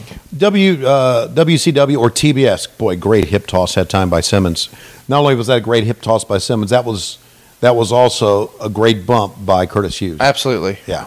That shows you how athletic Curtis Hughes was. He went off the ropes hot, fast, and it made that hip toss even seem more. Curtis Hughes gets a bad rap for being a big, sloppy, fat guy. Yeah, but you look at Curtis's arms and shoulders, right. and the Curtis is a jack dude. Yes, he is. WCW TBS was big into focus groups back then. Right. So if the focus group said that they needed more black stars, they would have come up with more black stars. Yeah. Yeah. Well, and here's the thing, like, I know WCW's been sued for this, with the push of hard body Harrison and hard work Bobby Walker. Right. And, all the racial stuff that existed in wrestling. And certainly it did, when you've got a guy dressed up like a fucking plantation owner and two black guys with chains on them. Right. Some of that shit is ridiculous. But kudos to them for trying something here. Yes. But they didn't try something just to be, social justice champions. Right. They're doing this to make money. Sure, of course we are. Absolutely. I understand that. And, right now these two guys are not having a bad match here at all. No, and I think Ron Simmons, is as good of a guy as any, because I know a lot of people have said the same thing you said of, is that really the right way? Here comes the finish. Whoa. Great bump taken, and 1, 2, 3. What do you think of Ron Simmons' three-point stance finish and then taking out the knee? I thought it was okay. That they wanted to put the football thing over. Fans really reacted to it. No, they're getting him over here, and it's important to remember, he is a Florida State legend. We're in Jacksonville, Florida, so we're not exactly where he went to school, but we're not too far down the road. They know who he is. Yes, they do. Absolutely. We are just straight across I-10. Do you think that there was another option at the time? If it wasn't Ron Simmons, who could it have been if they wanted to make a run at the black market? To be in that Ron Simmons first world champion, blah, blah, blah. I mean, if it wasn't Ron, nobody comes to mind immediately. Me either. Yeah. So, I know there's going to be lots of tweets where people say, what about this guy? What about that guy? But really, I think Ron Simmons was the right guy. I agree. Based on his legitimate athletic pedigree, that's what Bill Watts looks for. Right. So I just know that Watts gets. Did you see the Curtis Hughes in the background give you one of these? No, did he give you one of those? Right between Tony Schiavone and Eric Bischoff just now. Obviously, he doesn't think the cameras are on him. Curtis Hughes gets on the second row, but he is framed to be right dead center of your television, and he does the old up yours arm gesture to the fans. And he was trying to do that not on TV, and he couldn't have been more on TV when he did it. How about this, Eric? In 10 years, I'm going to be doing football. You are going to be gray-headed. You are going to be working for Vince McMahon. Jim Ross is going to be JR, and this building is going to be torn down. Go in, put that in your future machine and think about it there, buddy. Wow, how things change. And I'll be just about unemployed by that time. Okay, where are we going now? Are we going to have another mullet kid come out here? I bet you we are. I feel like we should mention some ratings right fast as we're waiting on this to happen. Oh, my God. Do you want to describe what we're seeing right here? Yeah, we're seeing Todd Champion with, is that a pretzel? That can't be Olympic rings on the side of it. It's Olympic rings on the side. No, that's got to be brass knucks or a pretzel. No, it's Olympic rings because he's Todd Champion, and he looks like he is the cruise ship director. Jesus. On the Love Boat. Wow. How would you describe this jacket he's wearing? Yeah, this is... if you went down to the Walmart and some guy's grocery shopping, and he's got that shirt on, I would think, well, this is people at Walmart. Yeah. Yeah, absolutely. And the thing about it is that jacket is somewhere now. Yeah, and if you know where it is, I'll give you $6. Now, describe what we're seeing right here. This is real life, WCW 92. Okay, WCW 92. I don't know why we put a mask on Hercules Hernandez here. Well, you did because he's from Bangkok. Okay, so he's from Bangkok. Maybe he's the grandfather of Shinsuke Nakamura. Let's get that trending. Okay. The Super Invader is Shinsuke Nakamura's grandfather. He's from Bangkok. Okay. And so it turns out Nakamura, second generation wrestler. There you go. This is why people listen to the show. That's exactly right. Look at this. I'm telling you, Todd Champion was an okay guy, but he... Describe this. We need commentary for this. Chop to the throat. Todd Champion goes back. He has no idea right now what he can do or what he should be doing. So Hercules Hernandez takes him down once again. And he says, okay, motherfucker, and I'm going to do this. And he sells by jumping back up. What the fuck? You get an elbow on your throat. So how do you sell it? By jumping back up. Todd was over his head. And unfortunately, what we got here is one of the reasons one of the small reasons WCW was second best. We had a fucking job match in a pay-per-view. Yeah. Right in the middle. Yeah, right in the middle. We have a job match in a pay-per-view. What are we thinking? Well, and all your pay-per-views should be top matches. It's with a guy that fans would recognize from the WWF. Yes. So you sign him because he has some name recognition. Right, and he's been on Titan TV. Mm-hmm. Well, let's change his name because we don't own it. Okay, I get that. But now let's put a fucking mask on him and say he's from another country, too. Yeah. What are we doing? Well, he used to be, years back in the 80s, he was Assassin number 2. I'm just saying, he became a household name as Hercules with the chain. You could still have him out here sporting a chain. Yeah. And do something. Because Hernandez was his last name, Ray Hernandez. So just call him Hernandez. Hernandez with the chain. Yeah, exactly. But no, we're going to make him... the fucking Super Invader. the fucking Super Invader. And give him this Mr. Miyagi headband. That's right. And Harley fucking Race is involved in this nonsense. I don't know. Well, look, they were... And kudos to Dusty, and kudos even to Turner for paying it, and kudos to Bill Watts for giving Harley Race a paycheck. I was going to say, everybody in wrestling has a Harley Race impression. Can we hear yours? Yeah. It has to involve smoking a cigarette. Let me just tell you. That's the new thing. The only thing I can tell you about Harley Race is this is one of the shittiest workers I've ever seen in God's green earth. He always said God's green earth. Absolutely. He would say I'm the greatest wrestler on God's green earth. On God's green earth. Yeah. And Todd Champion, you're the worst seller I've ever seen in God's green earth. So anyway, kudos for giving.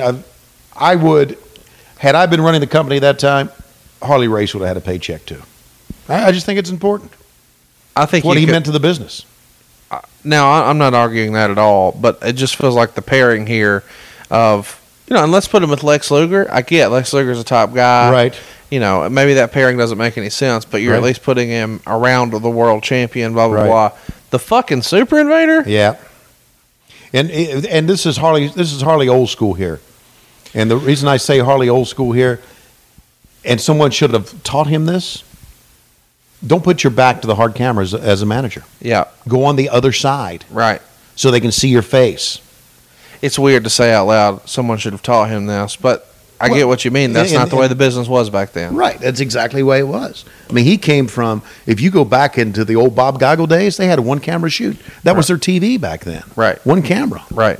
So he wasn't used to all these steady cams, as you see on the far side over there that we had, and all these different camera positions. He wasn't used to that, and that's why he's here on this side. And shit. That's a shitty clothesline. Again, for a clothesline to work, it takes two people. It's teamwork here. Meltzer would write. Yeah. Go ahead. That this was an unadvertised addition to the show. Yeah, boy. -1.5 stars. Yeah, I agree, man. -2 stars. Don't be kind to him. Give him a -0.5 star, -2 stars. The dark match for this pay-per-view was Diamond Dallas Page and Tommy Rich. Wow. They beat Bob Cook and Chip the Firebreaker. Woo. When Page pinned Cook. Now, Chip and Todd Champion became a tag team. And together, they drew dozens. Star and 3/4. First, that pops you, didn't it? I'm thinking about the old cigar store Indian when Chip the Firebreaker and Todd Champion faced Sabisco and Arn Anderson, the Enforcers. Somebody must win. What the fuck? Zabisco must move. All right, look, call this right here because we got something we don't see very often. Okay, up on top, big, and these people don't give a shit. They're just walking by. What the fuck was that? Now he's hulking up. Todd Champion's coming back. Holy shit. He's throwing a punch. And another one. And Herc's not selling shit, man.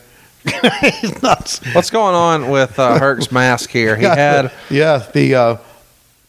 It becomes very apparent that this is not actually a mask. This is another piece of clothing. Exactly. Because there's an extra piece of material on the forehead. Exactly. That was previously covered by the Mr. Miyagi piece. Was that the Mr. Miyagi piece? And how about the long hair in the back? And that's where Shinsuke Nakamura got that. Yeah, it was hereditary. Hereditary. Wow. Nothing like a power bomb to end this shit. All I knew it was a finish. He's coming up already. Where do you reckon Hernandez bought this onesie, this adult onesie that he's wearing? I don't know. It feels like this is something used for some sort of... like he probably sells private videos in the back of magazines. Okay, let me bring this up. This is, again, another reason. There's so many reasons why they won and we didn't.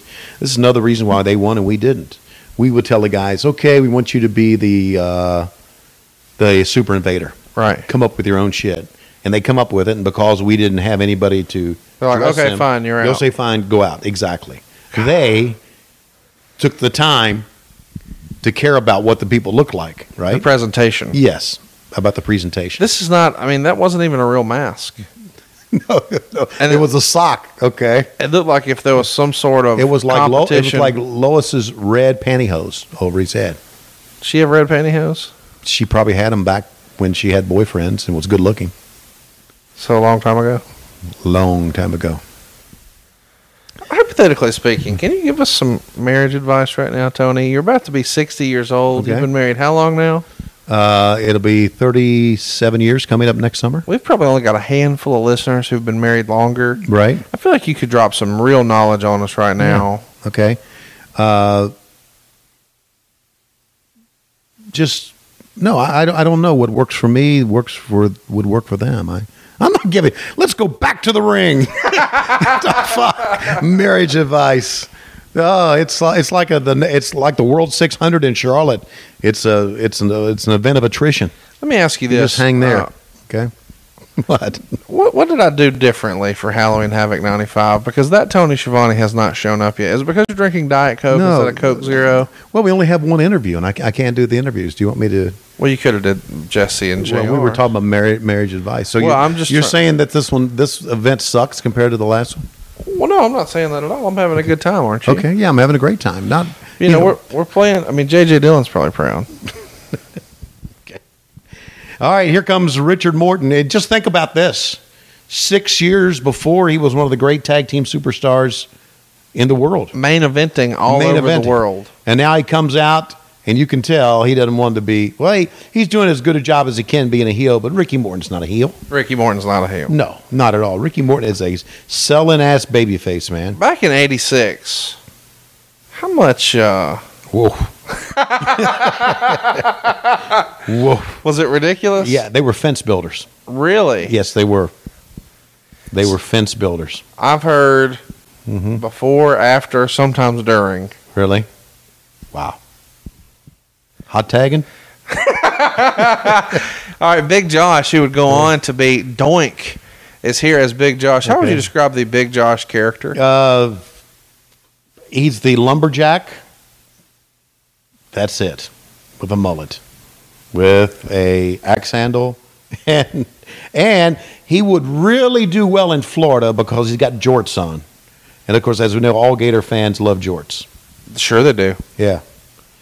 So this is where he belongs. That is probably a Florida Gator fan, what most Florida Gator fans look like in the stands at Jacksonville, to be honest with you. Oh, by the way, the Dogs beat the Gators 42-7.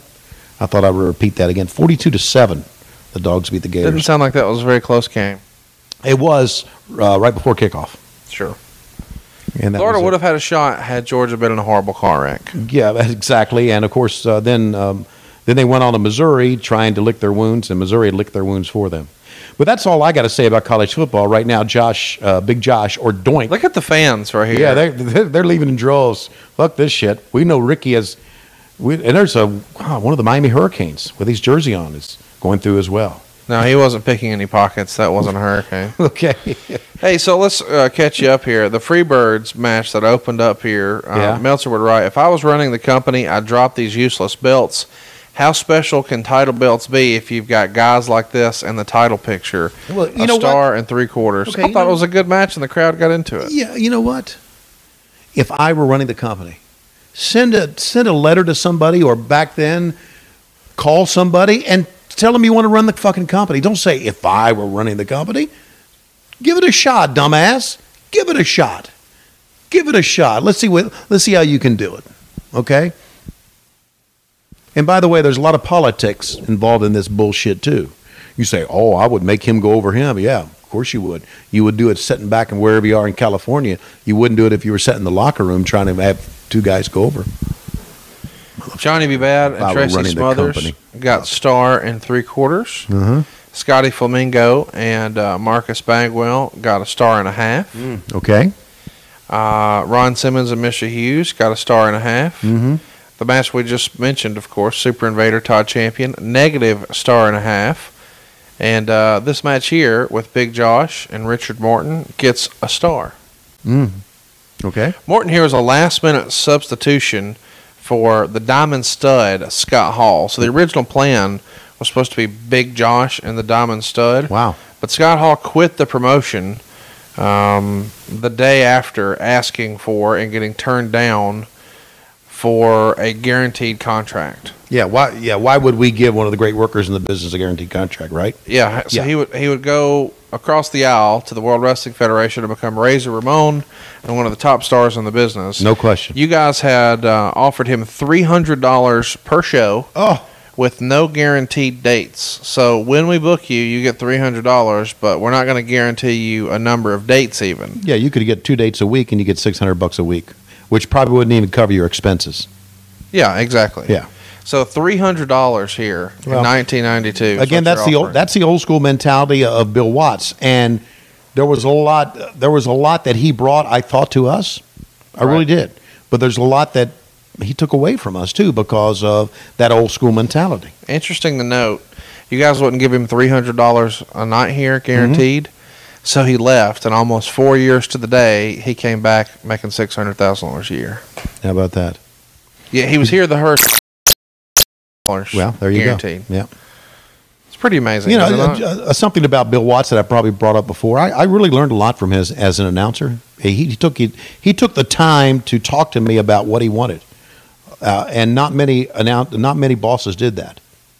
Vince McMahon never did that. They always sent his little Stu's Bruce Pritchard out to tell me what to say. Yeah. But Bill Watts did. He always talked to me about how he wanted things and why he wanted things. It meant a lot to me, so I really liked him.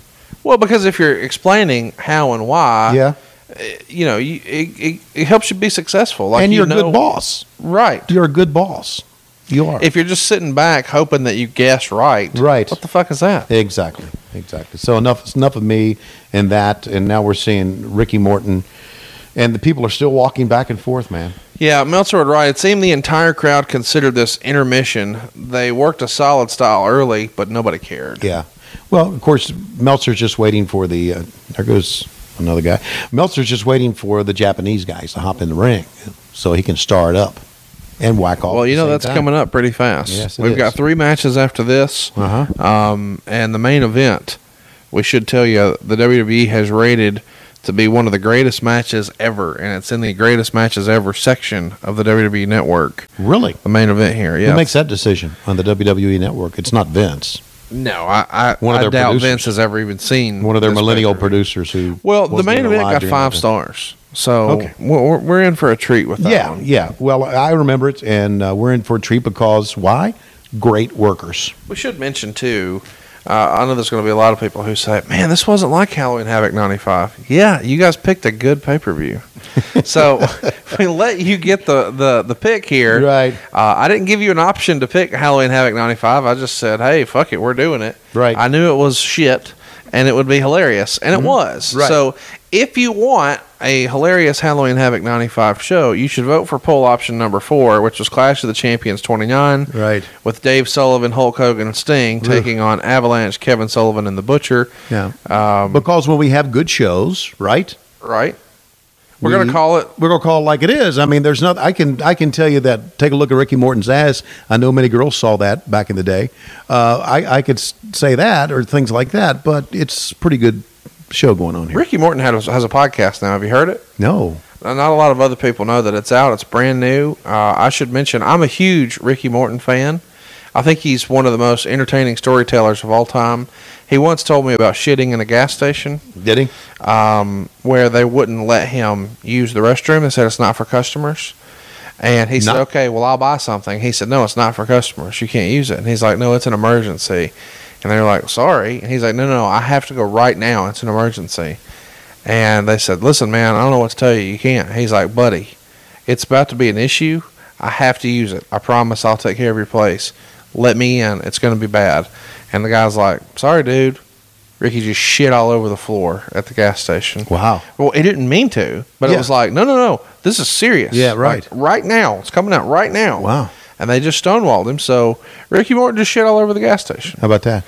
And you'll hear more shit stories like that over on the School of Morton podcast. Wow. Well, good for Ricky. He told me another story, too, if I can tell this. And Please I think do. I think it was more of a joke than it was a story. But Sure. as Ricky always start things as a story, and then it'll end up being a joke. Absolutely. He'll draw you in. He said one time, Robert and I were rooming together, and this girl wanted to have relations with me. And I thought, no, I'm too drunk. I can't do anything. So, but she was good looking. And so I went and just kind of passed out on the bed. Boom. Robert was already in the bed, in the room. I just passed out on the bed. And he said, and then she knocked on the door. Tung, tung, tung, tung, tung. And I got up and looked through the keyhole. I said, damn, she looks good. He said, so I just kind of laid back on the bed and just worked until I got it hard again, right? And so I got it really hard. And I said, Robert, I'm going to go across and fuck that girl. Robert said, I'm going to go with you. And Ricky said, no. Robert said, I've got to. You got a hold of my dick. And on that note, Big Josh gets the victory over poor Ricky Morton. That's a joke. That's a Ricky Morton. And he told a lot better than I did, but. Well, here's another good one. He said, people always want to know the difference between me and Robert. Of course, we've been the Rock and Roll Express for more than 30 years now, and we got a lot of things in common. But the biggest difference between us is I walk over and put it in. Mm-hmm. Robert puts it in and walks over. And that's one of the legends of the business, isn't it? Yeah, Robert Gibson has a low-key big hog, and you need that shirt. It's at lowestrules.com. Right. Hey, here's another Ricky Morton line for you. Okay. I saw Ricky and Robert somewhere, and he says, man, we were pulling in here. We saw that dog next door. Have you seen that dog next door? And I said, yeah. He said, well, man, when we walked in, that dog over there was just wearing himself out. He was just licking that little thing to death. And Robert said, man, I wish I could do that.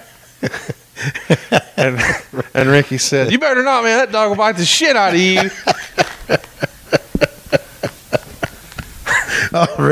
Ricky is a funny guy, man. You gotta go check out his podcast. Oh, yeah, absolutely. One of the legends in the business. No question. A lot like Tracy Smothers, man. Yeah. Still working, still making shots, still They're going to work training wrestlers. Starrcade.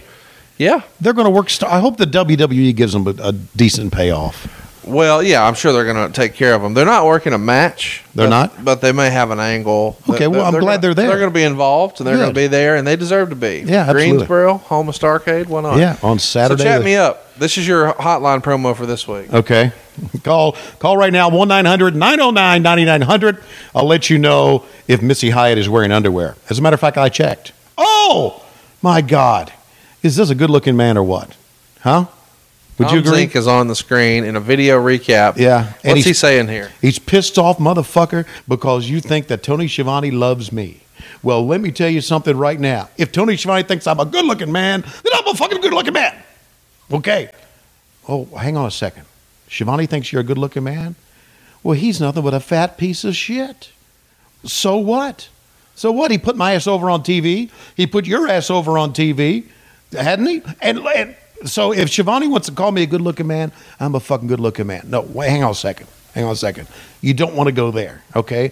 Conrad Thompson thinks it's a gay thing between you and Tony Schiavone, and I know better. Because I know that we have hot tagged many, many girls. Hot tag many girls? You're bringing that out on TV that we hot tag all these girls? And yeah, okay, so we have. So what? Because we're good looking, right? Yeah, let me tell you something. I'm tired of hot tagging. We're not hot tagging anymore. And Schiavone, just go right ahead with your little love affair. Come on, get in the ring. We're back. Okay, well, all right. And now, Tony, thank you. You're welcome. I know it's your birthday, but it feels like ours. Okay, well, anyway. By the way, I think I'll add to this, Conrad, with my own entrance song of Tom Zink. Tom Zink, dun, dun, dun, dun. Tom Zink, dun, dun, dun, dun. Let me tell you why he's the best of all the guys. Dun, dun, dun, dun. Tom Zink, dun, dun, dun, dun. Tom Zink, with his thunderbolt grease slapper once he's on your tail. He won't quit because to him there's no such word as fail with Tom Zink. Bum, bum, bum, bum. Tom Zink, dun, dun, dun, dun, dun, dun, dun, dun, dun. How was that? That was awesome. I made that sign, too, for him right there. Okay. We've got to find Tom Zink. Okay. I have a question here. Yeah. And I guess boxing has, I don't follow boxing. What in the world is a light heavyweight champion? You're either a heavyweight champion, you're either heavyweight or you're not. You're not a light heavyweight. Yeah, I hear you. I never got So you that. thought this should have been like featherweight, welterweight, cruiserweight, Yes. middleweight. Yeah, but light heavyweight? It does feel like a derogatory term. Yeah, but it's a pretty cool belt, and I'm sure we're going to get a pretty good matchup between these two. It's actually not a pretty cool belt. It's basically the television title. It's all just shitty squiggly lines. Well, okay. But it's unique. Reggie Parks made it. Reggie Parks made it, and Groucho Marx will hold it up. There you go. Thank you. How would you describe the wrestling attire here of Flying Brian and Z-Man? Okay, Flying Brian has got the Bengal. Of course, he was a former Cincinnati Bengal, right? That's what we always heard. And he had the Bengal stripes on. Z-Man just had Z-Man with the big Z. I guess that's how he autographed his things, I guess. He never autographed anything for me, but I guess that's how he Wasn't autographed. there like a parody of a Zorro movie? What is that exhale? I know what you're talking about. What? Yeah, Zorro the Gay Blade. That's exactly what you're talking about. See, you're always. I'm asking a question, I Tony. hope that people on Reddit really get on you for this. Side headlock. The Z on his tail, does it not look like the Zorro Z? It looks like a Zorro Z. I don't understand. Both these two kids could really work. Look at this. What would the... Oh, both try the drop kick at the same time. Now you're seeing Conrad why both these guys, as tag team wrestlers, knew each other so well. They would try the same move at the same time. Took a pretty good darn agent to set this match up. I'm a huge Flying Brian fan. Really? I've always been a Brian Pillman fan, even as a little kid. Yeah. I love this Bengal bullshit. I thought it was cool. Yeah. I loved his matches. His match with Jushin Liger at Super Brawl Yeah. is still one of my favorites. Yeah. And then, of course, I loved the loose cannon bullshit, too. Well, people thought that the Flying Brian loose cannon stuff was a shoot. I always thought Brian was a pretty down-to-earth guy. At least he came across to me like that. He was manipulating the system. Yeah. He knew how. I mean, just like you and I are, Yeah. we're all manipulating shit just to get ahead, and he was here. Yeah. But I am a little, as an adult, curious. Like, did Flying Brian go to like a fabric shop and say, "Hey, I'd like as little of the Bengal tiger print as you could get"? Yeah. I mean, I need to just cover the top of my pubes, Yeah, and then I'm good to go. It's kind of Speedo-like, I would agree. Absolutely. Yeah, I mean, he probably just pulls jeans over the boots and is out of the building. That's it, man. That's all he does. And here's a cover on one count that time. I love kicking out on one count. Always loved that. Why is it not done more? I don't know. It feels so predictable when it goes to a 2 count. Yeah. But earlier in a match, you should definitely kick out at 1. No question. And here we're going to call some spots here. So, Brian, make sure you... By the way, that hot tag thing you did beforehand made Yeah. the show. Thank you for that. Okay.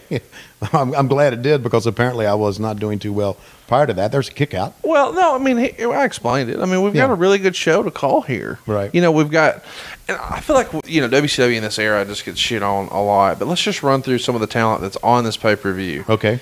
Now, it's a dark match, but I'm going to count it. Diamond Dallas Page, Michael P.S. Hayes, Jimmy Garvin, Greg Valentine, Terry Taylor, Mark Merrow, Tracy Smothers, Raven, Buff Bagwell, Ron Simmons, Cactus Jack, Junkyard Dogs, Doink, Ricky Morton, Brian Pillman, the Z-Man, and we've still got 2 matches to go, including the main event. There's a lot of great wrestling talent here, but it would never really break through. And part of the reason is, the constant turnover in management, I'm sure. But another reason is this was the start of the downturn of the wrestling cycle. People say wrestling is cyclical. Would you agree with that, Tony? Yeah, I would agree with that to a certain extent. Things change throughout the years. What cycle are they in right now? Well, it feels like they're trending up. The WWE is doing, really, really good business. And, of course, lots of other promotions are too. New Japan's up. Ring of Honor's up. Pro Wrestling Guerrilla's doing well. Lots of people are making money in the wrestling business, even away from the WWE.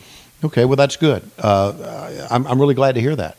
And I think that that's good for business. I always thought, but the business has changed so much, and I don't want to get on my soapbox and talk about this. The business, there was a curtain, there was a veil. It's gone now. I just... Well, and you're part of the reason. Yeah, I'm part of the reason, right. We're exposing everything. I understand that. But I go back to the magic. Even back here, there was a magic to it back here. You thought you knew, but you really didn't. Right. And that magic is all gone. And I don't know how I'm talking about people who are in wrestling. I don't know how they can get that back. Yeah. I don't even know if they can get it back or not. I don't think they need it. Okay. Right. Bill Watts had recently taken over here, and we've touched on that a little bit, but not a lot. Meltzer wrote in The Observer, more discipline expected among the wrestlers, more pressure on the wrestlers to keep the work rate up at the house shows. Certainly a strong statement has been made not only about no-showing, which is an automatic $2,500 fine, but even arriving late as a $1,000 fine for the first offense, $2,500 on the second offense. There will probably be more hardcore angles and more blood, definitely more swerves, and certainly more unpredictability to the TV and the big shows. Yeah, well, that's old school stuff. I never thought it was a bad idea to fine guys for being late. Meltzer would write, Watts is going to cut the number of pay-per-view shows down to 4 per year and the Clash of the Champions down to 3. He had already canceled the September 5th Campus Crush show and the NWA Tournament pay-per-view in August from Tokyo. What did you think of some of these changes that Watts was implementing? You mentioned being in favor of the fine for being late. Yeah. Any other Watts changes that you remember, good or bad? Yeah, he cut my money. Oh, yeah, we've talked about that before. Yeah, but he brought me in. He didn't just cut it and, without talking to me about it, which I really appreciated. So he did that. He cut down the number of pay-per-views, which I thought was the right thing to do. The work rate was better. I think you're going to see in this Japanese match we got coming up, and even here, how great the work same matches. And I think that was all a part of Bill Watts. But again, the constant change in management, Hurd to Fry to Watts to Bischoff. It's one of the reasons we failed. Meltzer would write, the old kayfabe principles of baby faces and heels no longer traveling together, socializing together, and even staying in the same hotels will be put back into effect. Did you think he took some of that too far, or is that kind of more of what you were alluding to earlier of you think you know, but you didn't really know? Yeah, I thought there was nothing wrong with that. I always thought that wrestlers should travel separately. Now, stay in the same hotels, I think you could stay in the same hotels. Look, I saw recently, and I think we mentioned this on the program, I saw recently where during a WWE event, and rightfully so, they were talking about the cancer survivors and Susan G. Komen. They had all the female wrestlers out with the cancer survivors in the ring. Heels. Yeah. And I thought that was kind of odd. Yeah. You think the heels should be cheering for cancer? No. I just don't think they should be out there together. Right. That's all. It's not at all. What? You ever look in the mirror at yourself sometimes? Yes. No, okay. Just want to make sure. Hey, did you look in the mirror before you recorded that Starrcade promo? Yeah. And you thought, oh, this is what I was going for. I look like shit. Lots of people thought that we had just dug you right out of a trash can with Braun Strowman and propped you up in front of a green screen, cut you loose. And now, here's what's awesome about that. You got so much ridicule about that Camaro mullet that you don't even have it anymore. I'll get my hair cut, and then I'll just... Once a year, whether you need it or not. And then I'll just forget about it, okay? And then I shaved off the beard because, you came up with this idea. I said, well, I should go old school Schiavone mustache, right? Which was really exciting. But the exception of I wanted to grow the beard back quicker, so I didn't shave that day. I said, I'm just going to let it go. Gray beard, and you sent me that text. You could have combed your hair and shaved, motherfucker. Thanks very much, Conrad. You're welcome. Okay. Meanwhile, we got two of the finest performers here, and we're just ignoring the match right here completely. Well, because I didn't want you to really lose focus with all these close-ups of Z-Man. No, that's okay. Tom was a very handsome young man. 3 3/4 stars is what this match is going to get. Exactly. Why not just go ahead and give it 4 stars? Meltzer wrote, Zink had new ring music, even less catchy than his previous music. I just gave him a better one. You did. Yeah. You solved that. Okay. If they would have put you in charge of now a figure 4 here, when Flair was here, would this have been allowed? Yeah. You were allowed to use a figure 4? Yeah, I think so. Okay. Greg Valentine used a figure 4 too. Right. Early in the thing. I like this slapping each other in the face during a figure 4. I love it. Yeah. And then all of a sudden one of them thought, well, we better sell this. Slapping is good, but we better sell the hold. I'm surprised you didn't like this WCW ring. I love the canvas here and the color and all that. I think it looks cool. It was better than what we had earlier. I think if earlier days WCW was even darker. But no, I didn't like it. I like the white WWE or the off-white WWE. I thought it made it pop. I always thought, it is obviously the centerpiece of what you're doing. There's Neil Pruitt across the way. Seth MacFarlane. I thought the same thing. Chat me up about cleanliness with the canvas, because some of that old Crockett stuff, it looked like you got hepatitis with every bump. Well, there staph infections would happen, and they had to. When did people decide, hey, you know what? This looks like shit and it's not safe. We should just invest, a few $100s in another one. I don't know. I think it was Klondike Bill's job to clean. He wanted it dirty then. Yeah, to make it clean. He was probably spit shining it. That's right. Because he'd lick it clean. Hey, so chat me up though. Like, do you think? I love that you just went. You just assumed the word. Every time I hear that word, chat me up, I wonder what's going to come out of your mouth next. Go ahead. Well, Crockett's got enough money to buy a fucking plane, but they can't be bothered to buy a new canvas. Yeah. Okay. Look at that. Was a tremendous. That probably should have been the finish right there, don't you think? How about front row there in the jean skirt? Did you see that? Yes, sir. I know you're staring. You're distracted, but okay. She's having a great time. Yeah. Yeah, she's. Well, we should nickname her right now. What do you think it should be? Okay. Z Girl. How about Aquanet? Because that chick uses at least half a can. Okay. Prel. Oh, up on top. Wow. Crucifix over 1, 2. Wow. In the midst of all this talking, they're having a hot match. They are having a hot match. Absolutely. Well, it's probably because they have so much synergy from all the hot tagging. One would think. Not only that, the girls are into it because both of them are very nice looking young men, and Chat me up about their. I know you hate when I do it, so I'm just going to do it all the time. Go ahead. Wrestling fans, we've heard this rumor of this hot tag situation with these guys for years and years and years. Right.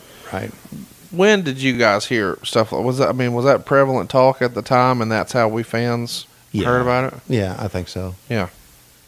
Well, but then again, we go back to telephone, telegraph, tell a wrestler, and wrestlers didn't know how to shut up, and so I'm sure a lot of wrestlers talked about that, and I'm sure there's one too, and I'm sure. Well, look, we didn't have the internet back then, right? But you had a lot of big mouth people back then, both fans and wrestlers, so word got around. Which of the wrestlers were big mouths? Sort of putting everybody. Well, Terry Taylor was one of the big mouths ever. Yeah. And that was within the business. Do you have anything nice you could say about Terry Taylor? Yeah. We've shit on him for every week. I haven't shit on Terry. Terry was a good worker. We shit on I him. give. As a matter of fact, I was talking to Lois about Terry the other day that, he and Trudy has since passed on. He and Trudy came to the house one Christmas, and I always liked Terry. But he didn't know how to shut up. Okay, I'm just trying to be truthful here. Sure. Okay. What did Lois think of Klondike Bill? I don't. Was a kind of a nice old guy, because he always called our oldest son Matthews instead of Matt. And we would go to the ballpark. He'd say, "Hey, Matthews, how you doing? How's things going on?" I was thinking, oh, boy, Matt, he's a dirty old man talking to you right now. Wash your hands, Matthew. Wash your hands. Exactly. Wow, look at that move. Oh, tremendous. Super underrated. Absolutely. You got to watch this match. It's a very good match. Maybe my favorite Z-Man match. I'm not kidding. Yeah. But instead of flipping the big back body drop where Pillman takes the back bump, he just comes straight down. Right. And the crowd popped for it in a big way. And now they're getting into it because it was a pretty good false finish out of that as well. Absolutely. Except for the Mater D at the Rusty Pelican. He's still sitting down holding. What's your favorite dish at the Rusty Pelican? It would be conch chowder, followed by a little bit of calamari salad. Calamari salad? Mm-hmm. That's not something I've even never heard of. You never heard of calamari salad? No. That's a salad with calamari, steamed calamari on top of it. Well, no, I figured out what it is. Okay. Hey, so what's steak salad, Tony? Fuck. Explaining calamari salad. It's hilarious. Most of our Richard Show listeners will almost be passed wondering. out from that one. Oh, goodness. Super kick, almost a finish, and the fans getting into it, at least the ones that are not coming back from the bathroom. Gee whiz, sit down. Well, and the reason this aisleway exists is because they're going to bring the cage out in a little while. Sure. Which I get, but on some level, just don't let them walk by. Go where's the other security? way. What's going on? Absolutely. This looks ridiculous. And here's Zink up top. Tried the missile drop kick. Pillman's got him. Is this the finish? 1, 2, 3. And look at the fans react to it. It's a nice finish. Yes, it is. It told a great story. Z-Man was in control. It felt like he had him. Right. And then he went for one high-risk move too many. Didn't go his way. Pillman gets the win. This light heavyweight belt was start and stop and never really got the attention. So this division was never really a big thing. But Brian Pillman and Tom Zink represented it well here. Yes, they did. Great match, great competitors. And they're going to show the finish once again. The attempted a missile drop kick from the top. Pillman saw it coming, just sidestepped it, and then went for the roll-up finish. And Brian Pillman is the winner, continuing to hold on to the light heavy. You okay? Yeah, I'm okay. Light heavyweight title. You don't see that shot often, do you? Your winner, Brian Pillman. Stop pausing the TV, Tony. Okay, I'm not. God. No, I can't pause the TV. We're going through. And our next event is Beach Blasts, the next shitty pay-per-view in WCW. That's right. We're going to try to make you think this shit is real, like Rick Rude's Pits, like, I guess that's Medusa. Oh, yeah, Sting, get the fuck out of here. And the Steiners. It's Beach Players, Ricky the Dragon Steamboat. And yes, there's no surfing done on the Gulf Coast of Mississippi. That's what I loved about it is there's no surfing in the Gulf Coast of Mississippi, and there's no surfing on the pay-per-view. But we think we can sell you this pay-per-view by showing you people surfing and then crashing. That was us. Now, Jesse Ventura is kind of alluding here to the fact that he was going to have women show their boobs on Beach Blast. The bikini contest. The bikini contest. So chat me up about JR. We talked about him a little earlier because you mentioned that Jesse didn't really like him, and maybe there was some heat there. Yeah. But it's been said that JR at this time had heat with a lot of people because Watts was in here. Of course, he had an old relationship with Watts. Right. And a lot of people felt like JR was the king of playing politics during this time. Do you think that's a fair assessment? JR was good at that, but I can tell you this right now, that no one gave JR as much shit as Bill Watts did. Right. I mean, I've told you this before. I was in meetings where JR would sit there and Watts would just berate him and talk down to him and ask him what in the fuck he was thinking. And JR would sit there and take it. So I don't think that the relationship between JR and Watts grew and blossomed during this period. I really don't. I'm going to need you to explain this entrance and these competitors. Tatsumi Fujinami and Exura. How do we pronounce his name? Well, I mean, you're the announcer. No, I didn't call this match, buddy. But this is right now. Takayuki Iizuka. Okay, Takayuki Iizuka. And Tatsumi Fujinami, who you know. Tatsumi Fujinami, if you'll recall, won the world title belt from Ric Flair. But was never acknowledged. How ridiculous is that? You show the title change, you show him with the belt. And we leave with the belt. I never understood that at all. I remember asking Dusty, I said, didn't he just win the belt? He said, yeah, but we're taking the title back with us. So crazy. Yeah. Give him the title, right? This is my favorite era Steiner brothers here. Yep. They're out. They're young. They're both brunette. Right. This is before Big Papa Pump is here. Yep. They're the tag champs, and they're sporting their jackets from Michigan. I think these Michigan jackets are what I associate most with the Steiner brothers, even all these years later. No question. Even through the Big Papa Pump era. Yeah, to me. Yes. You know, this is the stuff I grew up on, and I love this. I love their gimmick. I love their matches.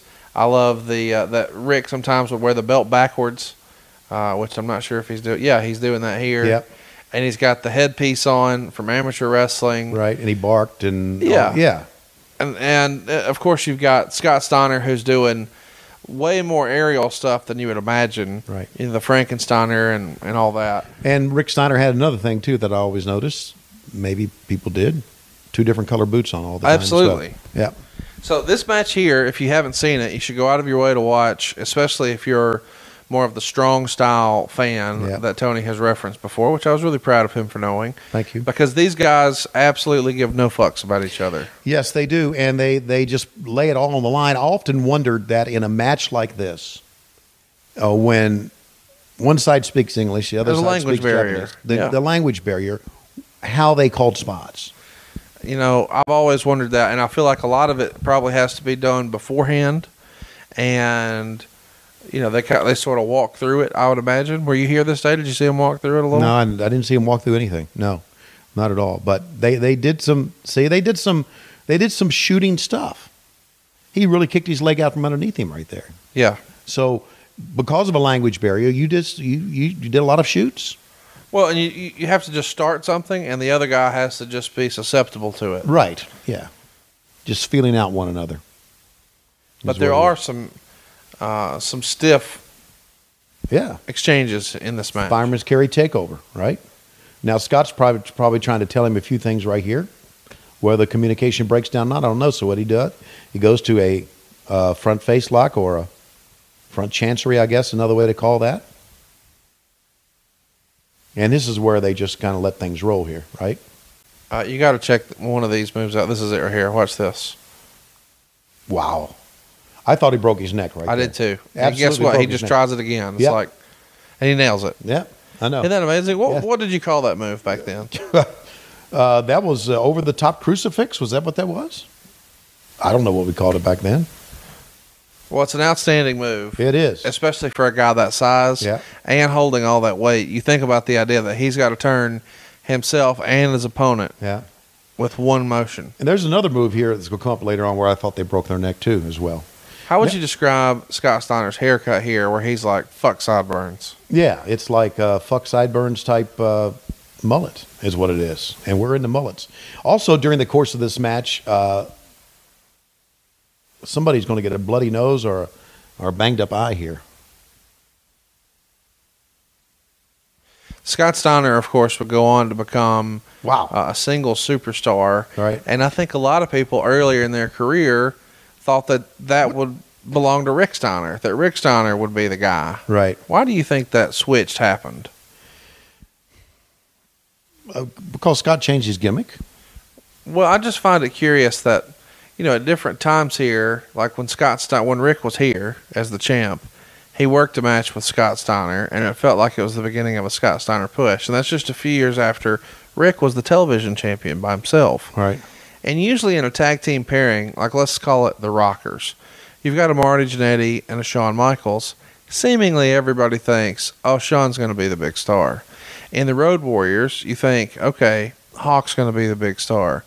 There was a little bit of a flip-flop with the Steiner brothers. Right. And I've always been fascinated by that because that doesn't normally exist. It's hard to explain that. I guess maybe Scott had a little bit more of a personality as a singles wrestler than Rick did. Maybe Scott did all the talking. Rick just did the barking, right? How much of that would you credit to the Frankensteiner? Yeah. I'm just freestyling. Yeah, well, no, that's a good point. That really is. Yeah. I mean, the Frankenstein. How about this? Yeah, double underhook and watch him. Now that's just raw power right there. I mean, you got to help him up, but he has to take you over. Yeah, he's got to flip you over. That's right. And look at the crowd, man. Yeah. Oh, what was cool about Scott Steiner in this moment too is when he hooked it, he didn't just hook it and do it. Yeah. He looked to the crowd. Right. And even now, look. Yeah. He's getting the crowd involved, right. which is a little old school, but right. It really adds to the reaction of the match. This is where right there, I believe, is where the eye got closed. And Rick knew, too. Rick knows it. Yeah, absolutely. Eye got closed, and the nose got bloody on that. So Rick's going to pull and ask him if he's okay. And the blood is going to start coming down on the nose here a little bit. Clearly an accident. Yeah, clearly an accident. So Rick pushes him out, and Fujinami will come in. So this is all a part of... I mean, the bumps that you take. Again, some of the stuff that the Steiners, and we've seen so many Steiner matches, you and I, against the Nasty Boys. It's just amazing that there weren't more injuries. Really were. Well, and here's the thing. There probably was a lot of injuries that just never get reported or acknowledged because it's just like cool to not acknowledge it. Look at that. Oh, my God. Dead weighted him right on top of his head. Exactly. And, I mean, this is something where... You know, the move before that injured his partner, you start to think, well, that was an accident. Right. And Rick seemingly is checking on him and doesn't feel good about it and allows his partner to look, he's dead weighting him. Right. It's amazing to me that this all of a sudden goes from everybody's going to play nice to fuck that. Exactly. Yeah, we're in the middle of a big time strong. That's a real elbow. Yeah, that's right. And so it becomes a deal where the Steiner brothers are like, hey, we didn't mean to do that. Right. But if you're going to work a little snug, let's fucking go. Shout out to Dennis Brent over on the left side, who was the editor of WCW Magazine for a long time and took pictures. He grew up in the Dallas area. Dennis over on the left. Dennis, good kid. Friend of Jim Ross's. I've known Dennis and his wife many, many years. Acknowledged a few years ago by the Cauliflower Alley Club. Cauliflower Alley Club. Yeah. Have you ever attended a Cauliflower Alley, dude? No, I've never. Would you go? If invited. I've never been invited. Well, you're invited. Who's inviting me? A member. You're a member? Yeah. I'm not going there. Let's go. They don't want me there. If they wanted me there, I'd have been there a long time ago. Oh, my God. Listen to you. Really? They don't want me there. Listen, everybody assumed you were... Look at this. Oh, how would you describe that? That's that other move I was talking about, breaking the neck. Gee whiz. So, to recap, that was a little receipt right there? Everybody's hurt. Everybody's confused. Yeah. Lots of communication. These guys are fucking furious with each other. They are just they are just pounding the shit out of each other. You got to go out of your way to see this. I know that this is much different than Halloween Havoc last week, but here's the deal, guys. It's a great match. Yes, it is. You got to go watch it. It is as snug a match as you'll find. And you got to wonder how much of it is just language barrier, right? Because look at this. Oh my God, the eyes closed, the nose is bleeding. Fujinami comes in and starts kicking on the hamstring or the back of the knee, and goes for his submission hold because he was known as a submission style wrestler. You got to wonder in a moment like this when emotions are high and people aren't really tickled with how the match is going, and you're Rick Steiner, and you know you're just giving your leg to a guy. Right. It at least crosses your mind that he's going to try. Is he going to really do this? Right. Exactly. And then again, after it's all over, they all shake hands and they say, "Good job." Yeah. They do. And that's how it was back then. I really think that they worked through their problems afterwards is if he can still see. He's probably got a concussion. Yeah, I would think so. And of course, this is for concussion protocol, you know. Yeah, this is when people just used to say, "Oh, he got his bell wrong." Right. And I had a headache for a couple of days, but I'm okay. Yeah. Yeah. Not really understanding. No, you just did neurological damage. Exactly. You bruised your brain, Bruised and it'll your brain. never be the same ever again. Now. Exactly. You're diminished, even though Right. you don't know it. Right. Which is probably, it raises a question that we've never really addressed here on the show. But you were in wrestling for how long? Me? Yeah. Well, let's see. From 1983 is when I first started, right to 2000. 2001. Yeah, so 18 years. 18 years. So in those 18 years, clearly you had to have a lot of concussions because now you can't remember shit. Right? What? Exactly. Okay. What do you think CTE stands for? Cover that. I don't know. It's Conrad Thompson Entertainment. Okay. Now, people are going to tell me it has something to do with concussions, but I'm calling it this and the Pritchard Show. Fuck MLW Radio. It's Conrad Thompson Entertainment. CTE. CTE. All right. We're part of CTE. Oh, baby. Man, we are our own entity. Oh, my God. Pick him up. Tilt-a-whirl. How about that? Fucking slam. Yeah. Come over here, motherfucker. I'll cover him. He's probably pushing down these nuts right there, too, with his left hand. By the way, Scott Steiner is coming in like a house of fire and grabbing shoot headlocks and shit. Like it is. That's the thing. At this point, if you are this Japanese young boy, you've got to start to feel like, it's kind of up to him. Yeah, I know. Whatever he wants to do, Yeah. I'm really not in control. Exactly. It's like wrestling the bear. Which way the bear wants to go, I go. That's what Klondike used to tell me when he wrestled a bear. So Klondike is going to be on screen in a few minutes. Did you see that this week when you watched this show? Yeah, I did. Scott was a very, I don't know how he is now. I haven't talked to him in a long, long time, but he was a very, as we know, as Big Papa Pump, a very volatile guy. And he also had a temper in the ring, too. And I think we've seen a little bit of it here tonight. Oh, without question. Yeah. And, of course, a guy who is as strong and athletic and agile as Scott Steiner is. It's in your best interest not to piss him off. No. Just, again, if the bear wants to go right is what you need to do.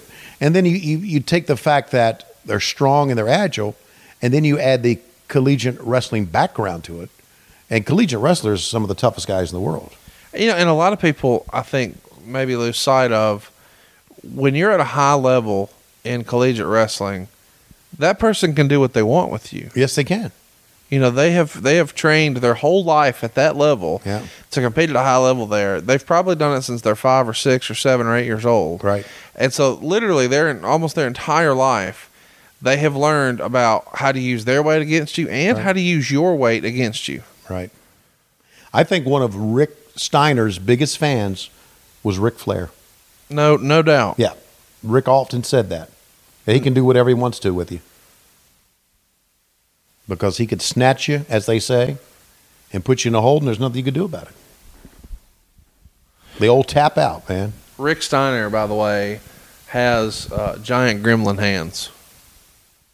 Has what hands? Gremlin hands. Gremlin hands. Right. Right. Yeah. Dog face gremlin. But gremlin hands know what they'd stick on you and not let you go. No, I'm just saying, when you shake Rick Steiner's hand. Right. Oh, he's not Danny Hodge. He can fuck my shit up, though. Exactly. Yeah. I know. And he's now a member of the Cherokee County School Board. Isn't that crazy? Isn't that something? Think about? What's crazy to think about is we're talking about these two guys who are such badasses. Right. And one's a realtor and on a school board. I know. And the other's running a fucking Shoney's. I know. He's like putting ham cubes on the goddamn hot bar. And he's out here just fucking these dudes up. Yeah, look at this. Look at this. These are just, this is we got a shoot fight going on the right side. Get him out of here. And and this guy is making decisions about your kid going to school. What's for lunch today? What teacher? What's the curriculum going to be? My gosh. I haven't been. You're going to pass it on your way home. Have you ever stopped at Scott Steiner's Shoney's? I have not.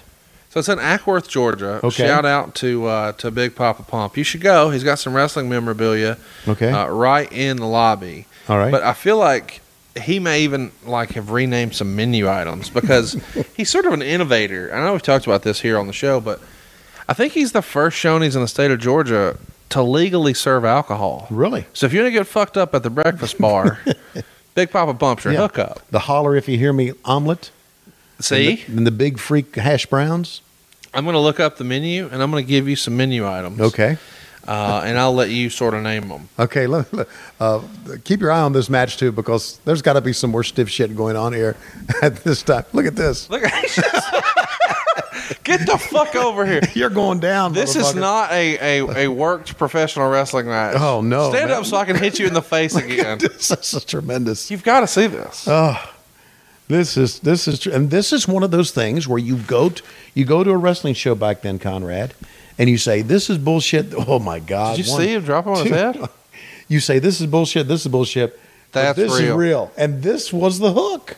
It's gone. This was the hook back then. The what's at stake here is to become the number one contender for the IWGP Tag Team titles. Right. Meltzer wrote, can you imagine the confusion of an average fan having to wade through WCW tag titles, NWA tag titles, IWGP tag titles, and United States tag titles, all being talked about in a promotion that one really has one tag team that's over and never loses. Uh-huh.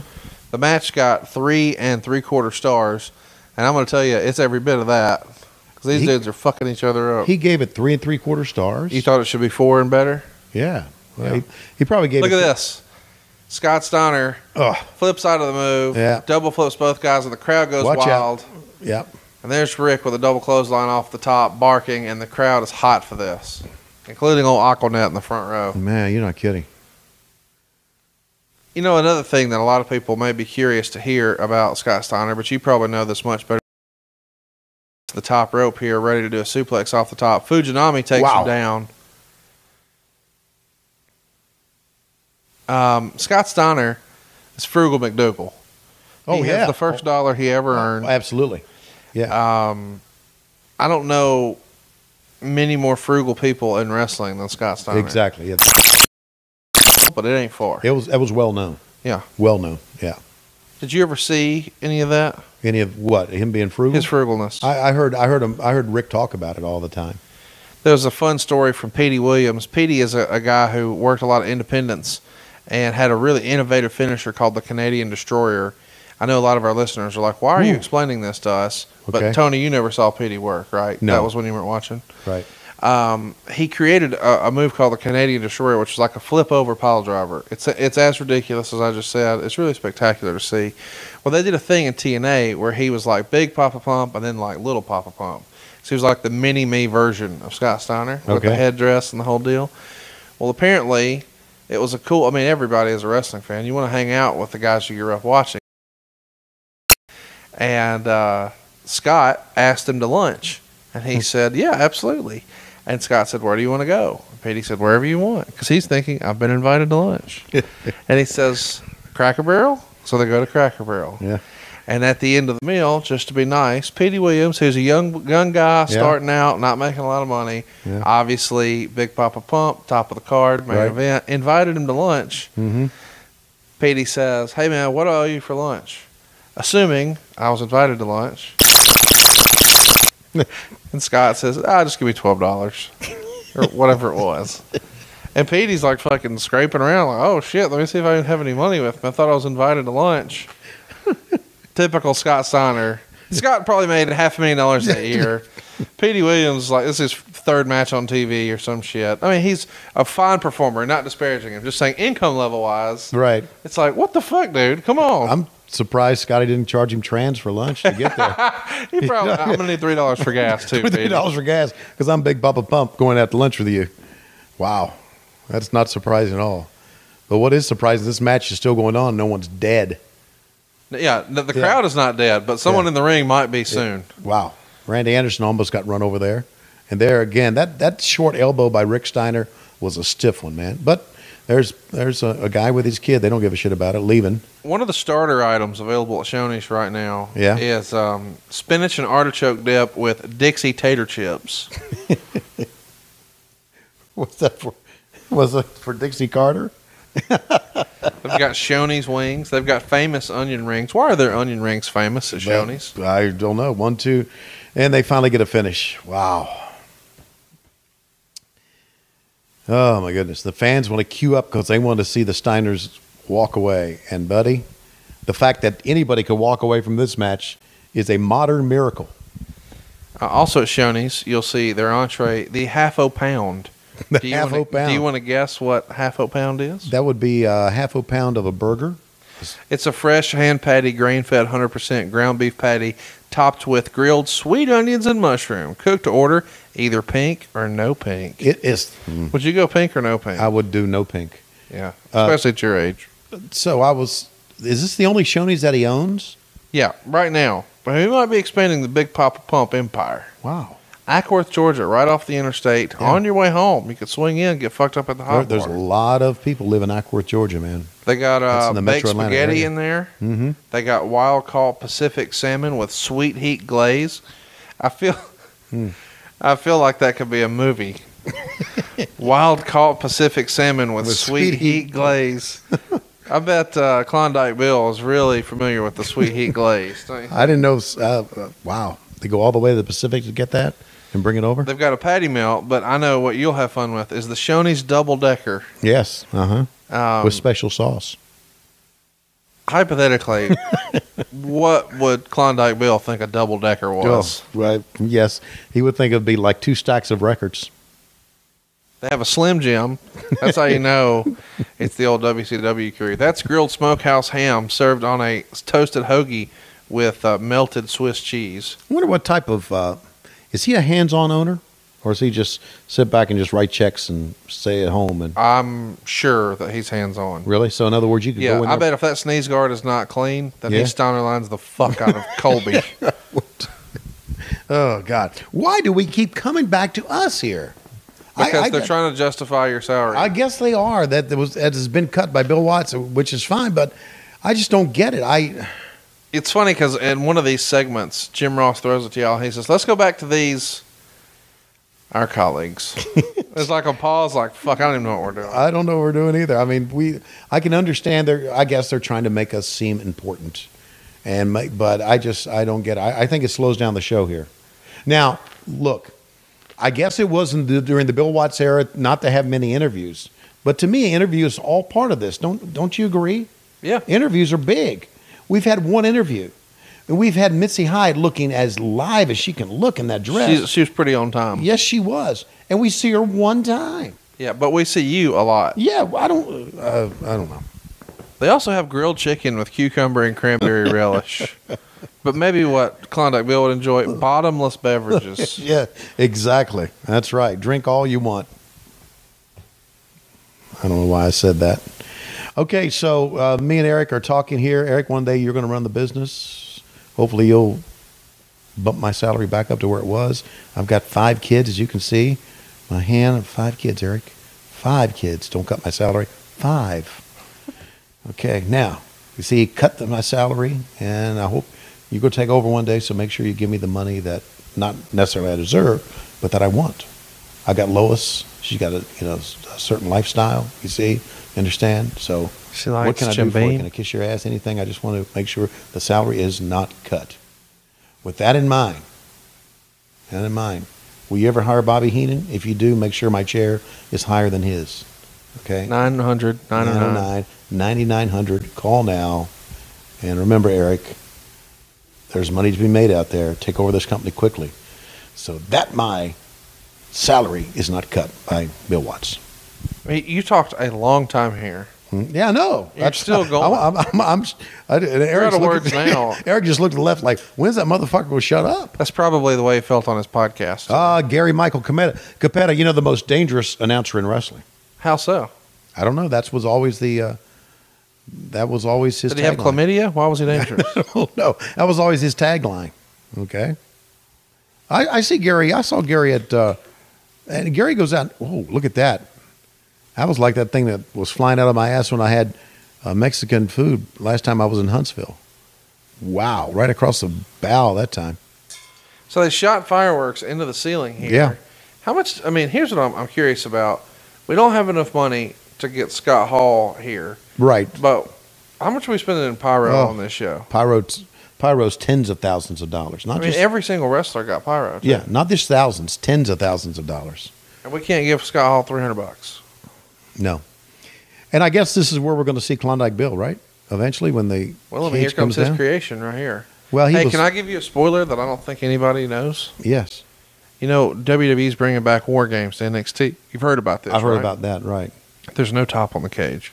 No top? No top. Just saving a little money like that. It is a cost-cutting measure, but I think they're going to do the shark cage gimmick where the guys are going to drop out from above or some shit. Oh, okay. But there's no top on the thing.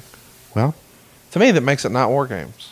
Oh, me too. WarGames has to be double ring with a top. One top. But then so again, it's like if you call it the Royal Rumble, but the guys are already in the ring, and there's not 30, there's 20.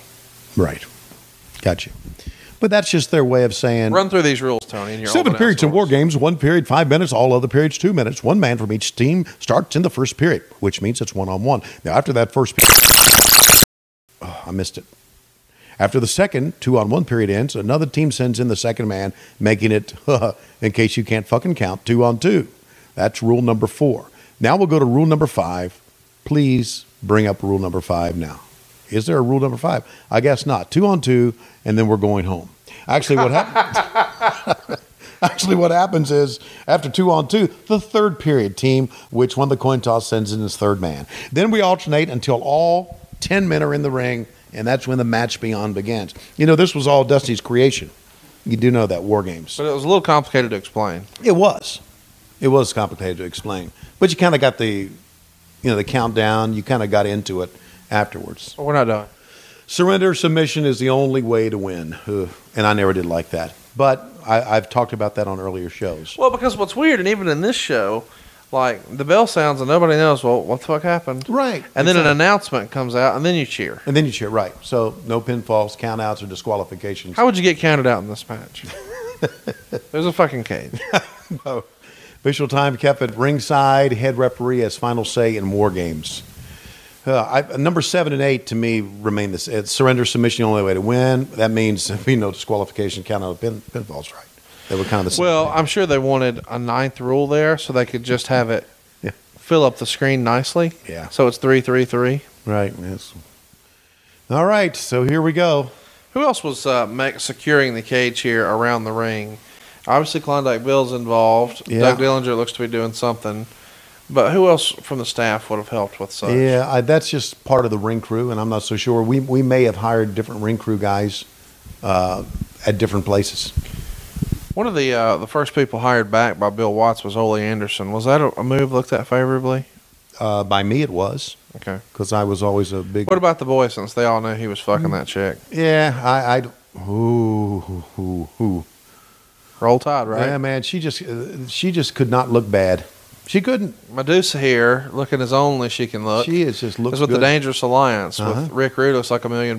Steve Austin, they are the all Cigar rolled up. Store Indian, Yeah. and the greatest wrestler who doesn't get the respect he deserves, Arn Anderson, and a close number 2, Bob Eaton. Bob Eaton. Now, Paulie Dangerously is talking to Bob Eaton, and Bobby, unless you're talking in Alabamese, he doesn't know what you're saying. Isn't that true? I don't know. Okay. I've only talked to Bobby one time. Mm-hmm. And you understood each other, didn't you? Well, I said I was from Huntsville, and he thought I was bullshitting him. Because it's like, how many people are really from Huntsville that say they are? And I'm like, who the fuck would claim to be from here? So I started naming the high schools, and he was like, oh, you are. Here's a Bud Light. So there you go. So Sting is in a denim jacket here, and this feels like, I don't know. It doesn't bother me. I take a look at all the wrestling talent coming out here, man. And how can you argue when you've got Ricky the Dragon Steamboat, who looks like $1 million, Barry Windham, Dustin Rhodes, Sting, and which one of these is not like the other? Nikita Koloff. Right. There was an angle here about Nikita and Sting trusting each other heading up to this. Right. That I think is going to play out during the course of this match, which was a kind of a little intriguing part of what was going on here. But Nikita, back in the day, man, was a super heel. No doubt. And then, of course, once he became a babyface, it lost something because, as you know, he became a babyface out of necessity with the Recta Magnum TA. Right. They were looking for, someone to take that spot. So now they're all going to get together. There's Klondike. Here he goes. Hello, Klondike. Now, there's Klondike behind. Paulie Danger's going to explain to everybody exactly what's going to happen. Now, unlike every other WarGames ever, Arn doesn't start this one. Okay. And you're going to start it, Steve. Okay. And I wish she had her hands on the back of me like that. Okay. And now Bobby says, yep, I guess I know what you're talking about. And they're all going to give Steve. And Zabisco's just saying, thank God it's not me. Remember, if you're in there, right, 5 minutes, you're going to be there in the entire time. Sure. It's a long day. It's a long time if you're starting, okay?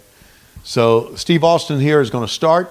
That's a pretty good shot. And Steve doing a good job of checking the cage and make sure it's okay. Now he and Barry Windham are going to go at it, buddy. You got some great, look at this. You got some great workers going here, man. You talking about some great punches? Could Windham throw some punches or what? 2 world champions here. Oh, man. Absolutely. And a side headlock into the ropes. I always thought that this was the match that you should just bleed like hell in, and they didn't disappoint in this one. 5 stars in the Wrestling Observer is what this one got, and it's hard to argue that it didn't deserve it. Absolutely. You can catch it here on WrestleWar 92 or somewhere on the network. WWE reference it as one of the greatest matches ever. Yeah, it is, because all guys were great performers. Not only that, a shout out to JR and a shout out to Jesse Ventura. Great commentary. Absolutely. Great commentary during this match. High marks for everyone involved. I remember back in the day, and I would listen to JR, and then I would listen to what I would do. Right. And I would think, I'm as good as him, right? But then I listened back to all the stuff. Ross was another level, man. Well, you damn right he was. I didn't realize it back then, but I do now after listening to that stuff. Absolutely. Well, that's pretty self-aware of you, too, because a lot of people can never really be honest with themselves like that. But right. JR was just unbelievable. Oh, man, he just, it was a legitimate sporting event. Right. It was. No, that's exactly right. I think that difference in presentation is why I prefer this version of JR over the WWF version. Right. Because he very much tried to call this as if it were legitimate. Right. Absolutely. The Observer would write, Gary Capetta did a super job in making the announcement of the rules in a tone of voice that built great tension into the match.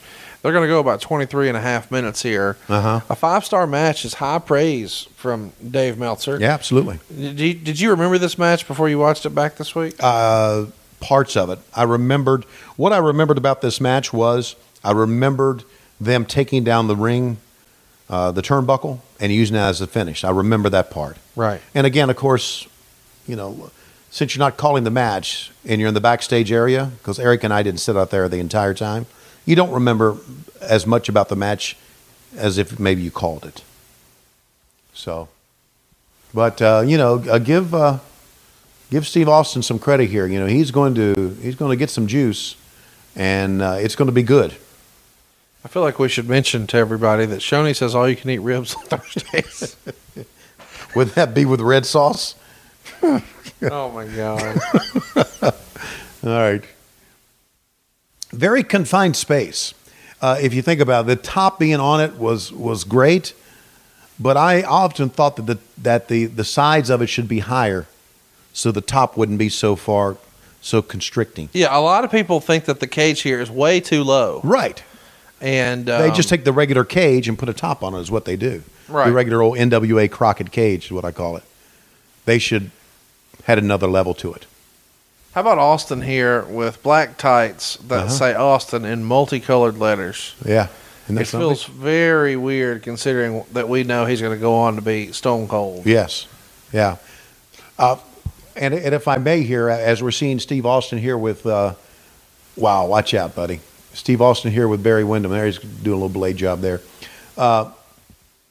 When I watch some of the old stuff from the Attitude Era and the WWE, right? There's so many reasons why they were better than us. One of the main reasons was because of him. Oh, for sure. There was nobody like him. And he's here. Yes. And you let him go just like Scott Hall. Yeah. There was nobody like him. And Mick Foley. Stone Cold Steve Austin was... And Steve Austin. One of a kind. Stone Cold. Diesel, Razor. Oh, yeah, you can name them on Foley, and on. Austin. Yeah, you can name them on and on, but to me, Austin was like The biggest example. biggest example. I mean, he made the stuff he did back then was By the way, Austin didn't bleed a lot in his Yeah. career up to this point. right. You know, obviously we would go on to see him in that really famous finish at WrestleMania 13 with Bret Hart and lots of bloody brawls with Mankind. But Right. here, he had not bled a lot, and he's bleeding like a stuck pig here. Yeah, and look at Wyndham just digging right in, man. Good stuff.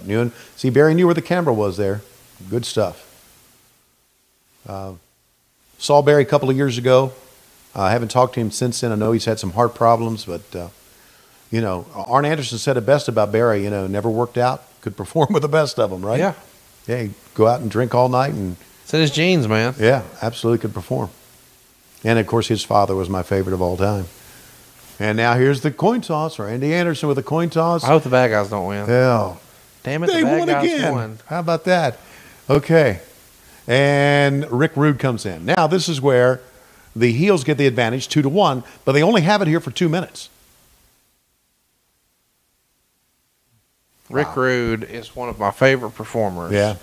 I always felt like he should have been a world champion for the WWF. Right. But it was a time when they didn't do a lot of heel championship runs. Right. He would get the opportunity to sport the big gold belt here and have a series of matches with Ric Flair, but he never really got an opportunity to work with Hogan. And Flair has come out and said that Hogan just didn't want to work with Rude. Really? Yeah. Had you never heard that before? I never heard that before. Outside of a throwaway match here or there's a DVD of them wrestling in Boston somewhere for the WWF. They just never had a major program together. Why? So there's apparently some sort of issue or heat with Rude. Yeah, it must have been something personal because, I mean, I always thought you could do, and there was great business done. Look at Austin's face. As Gordon would say, a crimson mask.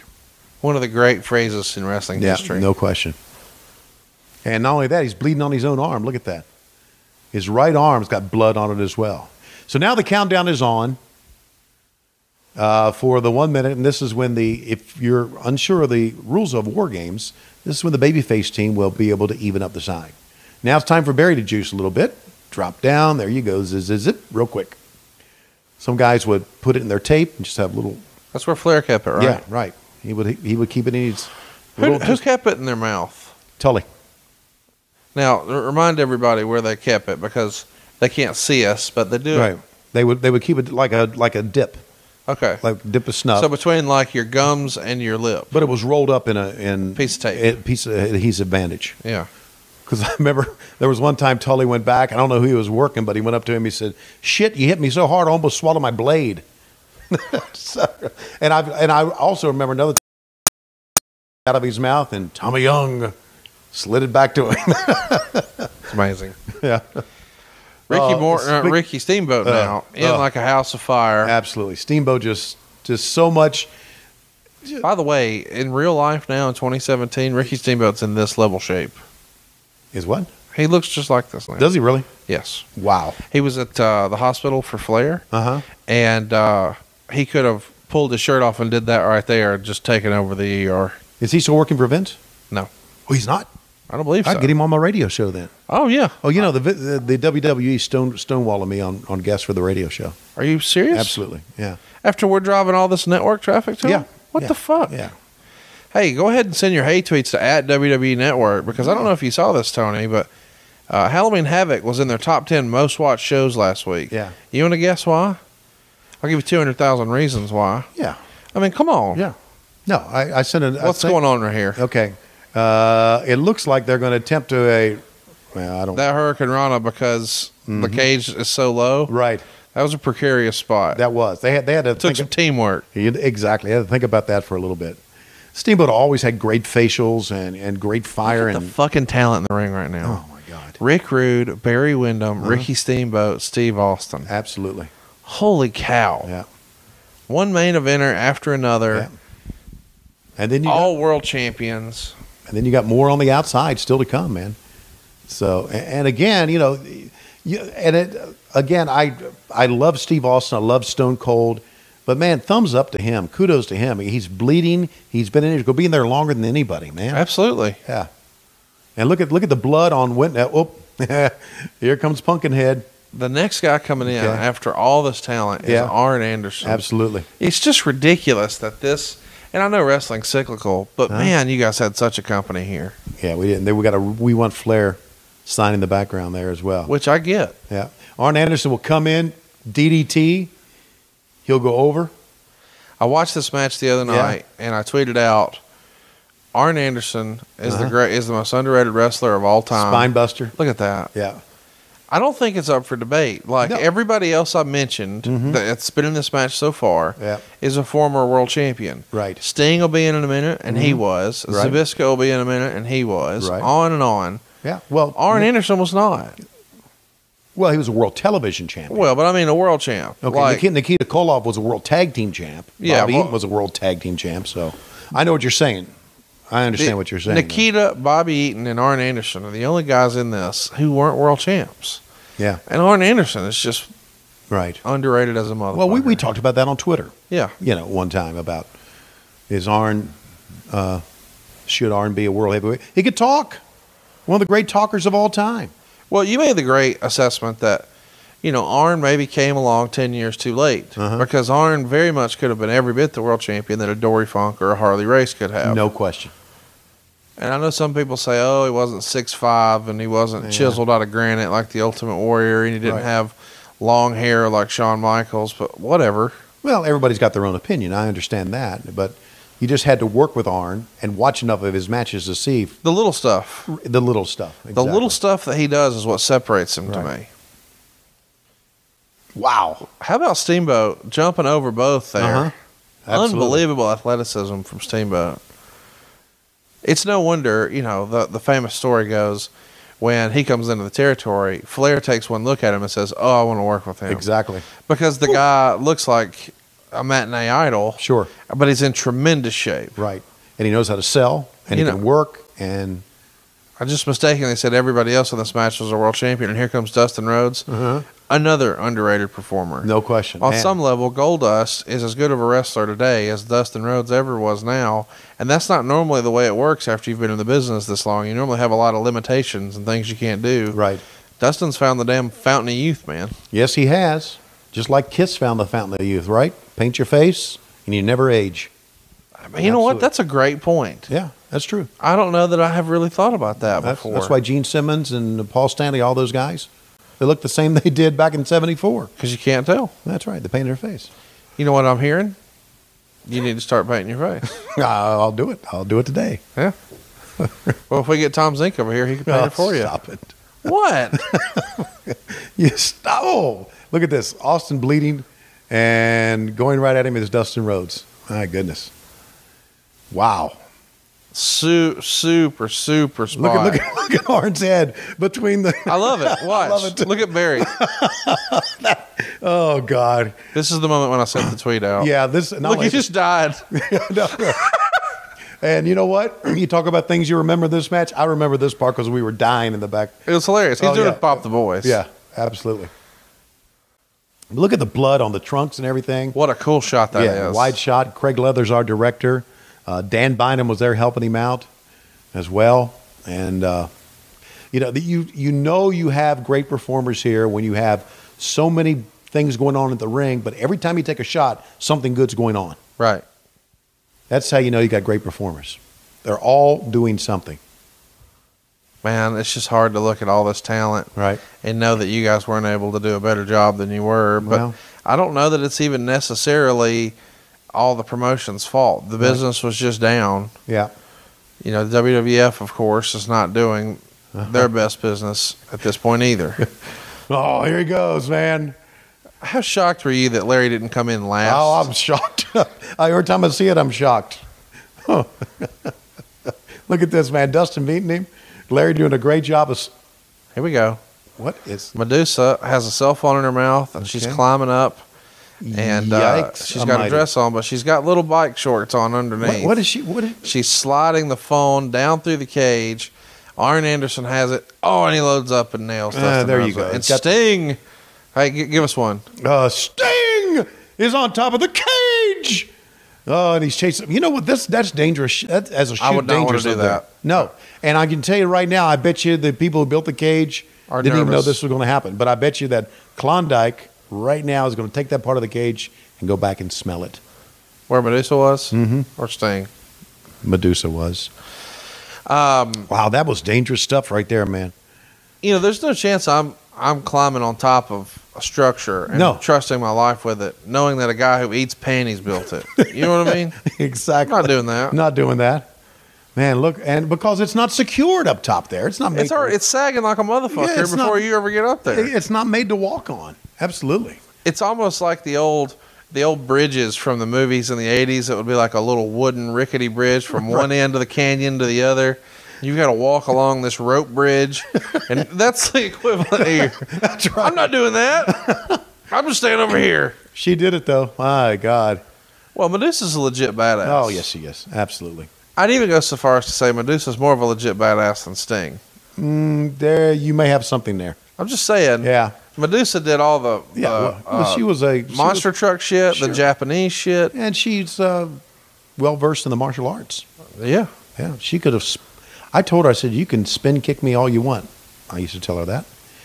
Okay, and here we go. Sting is in the ring. And, of course, they bring the man in himself. And, of course, this was all about Sting and all about Nikita Koloff and Sting's ribs being hurt by Vader. And Vader then getting fired, right? Look, pressing Rick Rude into the cage. Absolutely. 1 rep. 2 reps. Yep. 3 reps. Right. 4. Down he goes. You know, I've often said, the mic cord across the top, I've often said that the first WarGames was my favorite. After watching this now, I think this is the best one. This has got to be the best one. Yeah, better than the first one. First one was great because it was novel, it was new. It was new. Right. Yeah, the first one may have had more heat. Right. But as far as just look at Arn now. Well, Even Arn is bleeding at this absolutely. point. His white trunks, and here comes the cheese grater spot. Yeah. Where's the camera? Why is nobody doing it in front of the camera? Well, it's on Medusa. And yeah. I guess, look, well, there you go, do it again. That's so awesome. Oh, man. Now, one of the big storylines was, look at Dustin bleeding. My God. There's so much blood at this point. Well, for all of you listening to this, you just, if you're not watching along with it, go back and watch this thing. I could recommend watching Z-Man and Brian Pillman. I'm not kidding. Right, I know. It was a great match. Right. And that tag match with the Steiners, holy cow. Absolutely, and this. And now this. Yeah. I mean, this is unbelievable. This is And by the old way, school this shit. Watts era gets shit on so hard by wrestling fans. Yeah. This is all Watts shit right here, man. Exactly. And the boys worked hard for him. He demanded it, and the guys who were professionals went out and did what he wanted them to do. And you're seeing 10 of them right now who are really pros at it, or at least 9. The 10th's getting ready to come in the ring. By the way, 10 is no slouch. No, not at all. Actually, I guess this is 9 here. Oh, that's right. This is 9. Then Nikita will come in last. And here he comes. Bobby Eaton. Bobby Eaton. Look at the talent, man. Yeah. It's unbelievable. Larry Zbyszko, Ricky Steamboat, Bobby Eaton. Right. Yeah. Dustin Rhodes, Arn Anderson, Rick Holy Rude, shit. Sting. Oh, God, Dustin's pouring blood. Oh, God. I guess they all thinned out their blood with aspirin before that, right? This is before anybody knew anything about blood disease, too. Yeah, by exactly. The way. Well, it was 92, so it was around but that even time. still, Right. you know, it sounds silly to talk about now, but Yeah. people thought you got AIDS from having homosexual sex, and that was Right. the only way to get it. Well, I remember there was a time when Ricky Steamboat said no more juicing for him. Well, And- yeah. And I don't know if it was right around this time or not. Okay. Do you know who David Otunga is? David Otunga? No. Yeah. He works with the WWE. Otunga is, and you see Rick Rude there trying to unscrew the top rope, Yeah. the turnbuckle. David Otunga is the guy who effectively made sure Steamboat's never wrestling again. They were practicing a spot for Ricky Steamboat to promote his DVD on Raw. Uh-huh. And they did a walkthrough that day, and Otunga nailed it. And then out there with the live crowd on the actual show, he gave him just a regular body slam, but immediately hurt him in a bad way. Really? To where he had the same injury that killed Dale Earnhardt. Oh, my God. Yeah. And they Fracture of the base of the skull or something like that? Yes.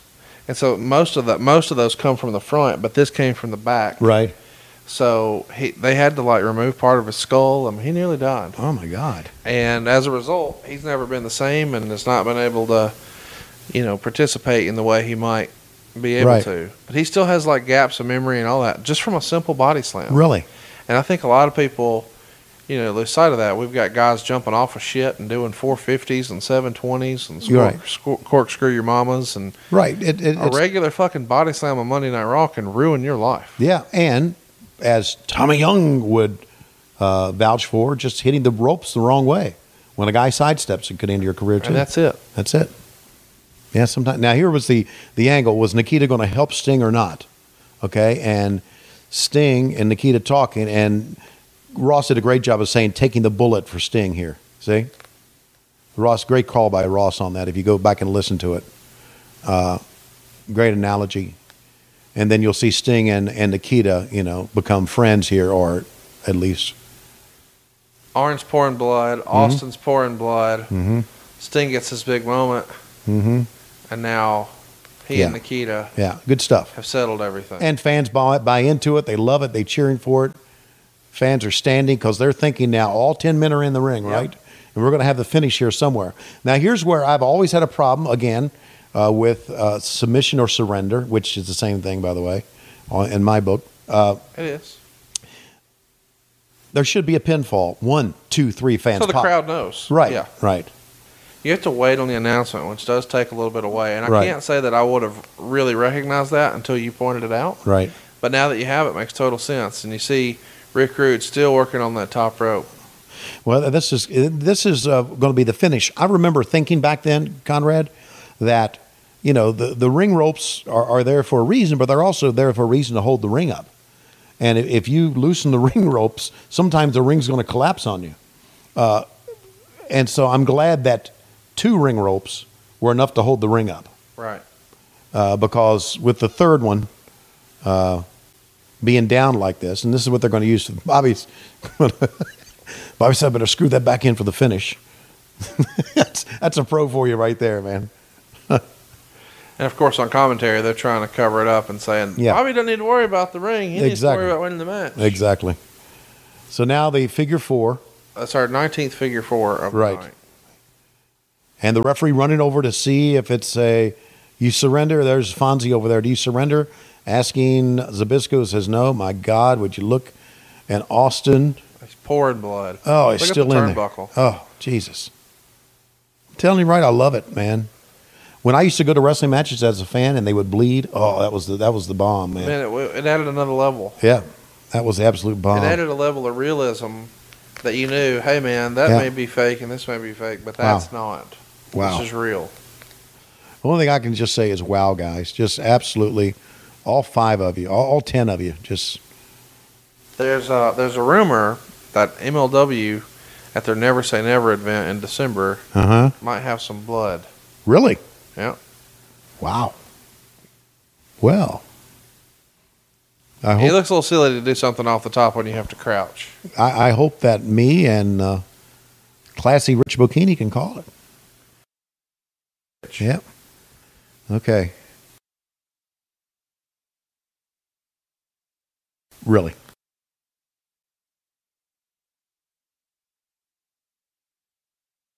Really? Okay, well, everybody has their own, I guess. So, apparently we're not, right? Okay, here's your finish right here. Oh, he hits Bobby. And, of course, this is good because now the camera knows, the one cameraman in there knows, we know what the finish is coming, and this is going to be it. Using the steel against the arm. Sting's wrenching the arm. Don't cut away from it. There you go. And it's over.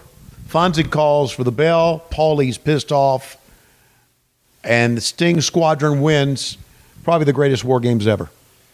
The only thing I could maybe critique if you really wanted to armchair quarterback something is maybe the blow should have been to a knee and then him tap quit to the Scorpion Deathlock. I agree. Just because you're getting over the move. Right. But that's really, detailed horse shit that doesn't matter, because this match was fucking credible. Yeah. And, of course, everybody on the Dangerous Alliance is now pointing fingers, and they're furious. And Paulie Dangerously is giving Larry Zbyszko the what for. Watch Arn walk around Zbyszko from behind like he's going to submarine him. Watch, look at him. See that? That's tremendous stuff. See him there from behind? And he's angling perfect with the camera. Exactly. Look at him. See, got his head tilted to one side. Good stuff, man. Absolutely. And there are your winners. Wow. That's a cool shot. That is a cool shot. Helping each other out. You say winner, but man, there's no winner in this. The physical toll. Mm-hmm. And by the way, what's kind of interesting too is Paulie was going to hit him with the phone. You're going to hit me with the phone? What a WarGames match. Absolutely. What a main event. We've had a lot of fun on this podcast talking about the things that were not so great in WCW history. This is not one of them. One of the best matches of all time. Yeah. I'm glad I got to relive it. I am. We're going to take a look at the finish again. This is using the turnbuckle on the arm. Paul did a great job selling it over on the far side. Paulie's great, man, what he does. I think the Dangerous Alliance is the most underrated faction in wrestling history. Great workers and a great talker. If they would have existed, in '86, we might be talking about them. Instead of the Four Horsemen? Yeah. Yeah. No question. And there's the finish. I mean, if Paul Heyman had a podcast. Well, there it is. And we go back to these two jackoffs again. There's nothing we can say here. There's nothing we can say here. In other words, I know what's going on here. One thing we did wrong, we mistimed the show. So you got to fill time before you're going off air. That's right. So we're going to fill time here, and JR and Jesse are going to fill time, right? And then there's going to be credits out the yin yang. Why would you not try to do, if you know you've got time, why would you not try to do an interview at this point? Exactly. Like, put a mic in front of Paul Heyman. Right. As he's still walking right there, put a mic in front of him and have him say something. And, of course, we're armchair quarterbacking, I know. But there's nothing we can say. And y'all are shaking hands. We're shaking hands like, we'll see you. We'll see each other in 6-7 years when we're really making money. But and we're going to go back to Jesse and boy, I don't know. Shut the fuck up, Schiavone. Your hand gestures have not changed over the years. They haven't changed. I'm still doing it here. You're doing it this entire podcast. Like every time we do one of these. Okay, and there's JR's hand gestures not changed much. Do you think at this point Jesse has had his clam or his conch chowder? Yeah, I think so. Conch chowder and calamari salad. Do you know what's in calamari salad? Tell us about it. It's calamari, steamed, and lettuce, romaine. Let me tell you what they don't have at the Shoney's in Ackworth. Okay. Calamari salad. Calamari salad. Well, or maybe chowder. I'll stop by and see Scott and say you need to change that menu. But tremendous event. And you'll see that the final shot should have been those guys walking out, right? The baby faces walking out. That should have been how it goes off the air. That should have been how it goes off the air. And, of course, now we know we can go back and take a look at this. Get that cameraman the fuck out of here. Thank you. We go back and look at this now. Why are these people still hanging out? Like, the show's over. Go the fuck home. Yeah, well, maybe. But it was a different time back then. Did you ever go perusing here the fans at the end of the show and just try to take your pick? No. Never? No. Did any of the boys cruise around? No. Okay, Bill Watts, K. Allen Fry. Virgil Runnels. Look at those producers. Tony Schiavone's a producer, but he says he never did anything. Okay. There's Dan Bynum. Dan from Texas. Rodney O'Rear sounds like a porn guy. Mm-hmm. Rick Wallace, great. Bill Reynolds, great guy. Ernie Watts. Fred Glavin, did you see that? Yep. You know who that is? No. It's Tom Glavin's older brother. Oh, I didn't know that. Yeah, how about that? Jackie Crockett's there. Wes Benson, he was Steadicam assistant. Neil Pruitt. There's How Neil. about Bob Flunky Bresler? Yeah, Bob Bresler was Breeze Bresler. He was a flunky. There's a name that's going to roll by in a minute. I needed to get some clarification on. Okay. Maybe we'll see it. Diane Keith and Joyce Atkinson. Wookie. Did not know Wookie. That was the lighting crew, and that was Head carpenter. Bill Sheverton. Didn't know him. What's Klondike Bill's shoot last name? Solowico. Is he on here? No. What the fuck? I know, right? Who are you guys to look? Missy Hyatt's wardrobe person gets a shout out. Exactly. But we can't acknowledge the contributions. Yeah, it should have been lovable Bill. pervert Bill Solowico, William Solowico. Right? Right. Little shout out action. I know. Well, so there you go, boys and girls. WrestleWar 92. We didn't shit on it. I know that's going to disappoint you a lot, but man, you guys voted for it. It's an awesome show. Go out of your way to watch this main event. One of the best matches of all time, and we highly recommend it. Or at least I do. Don't you agree, Tony? That Steiner Brothers match? Awesome. Everything was great about this one, and you wonder, again, I'm leaving with this. People shit on the Watts era. That was good stuff. That was great stuff. Yeah. I don't get it. Well, I know some of them are going to say, oh, you couldn't do top rope stuff. They removed the match. So what? Okay, I get some of the rules people didn't like. Right. But to me, it feels like a lot of that is just fans buying into what the boys didn't like, more so than what was necessarily good. Exactly. I agree with that. And hopefully this show caught your interest, and we'd love to see you participate in our poll. It's going to be on Twitter, twitter.com/WHW Monday. And there you'll see 4 poll topics. We're pretty excited about them for you. We haven't covered a Clash of the Champions in a while. We've got 4 of them up there, all from November of 91, 92, 93, and 94.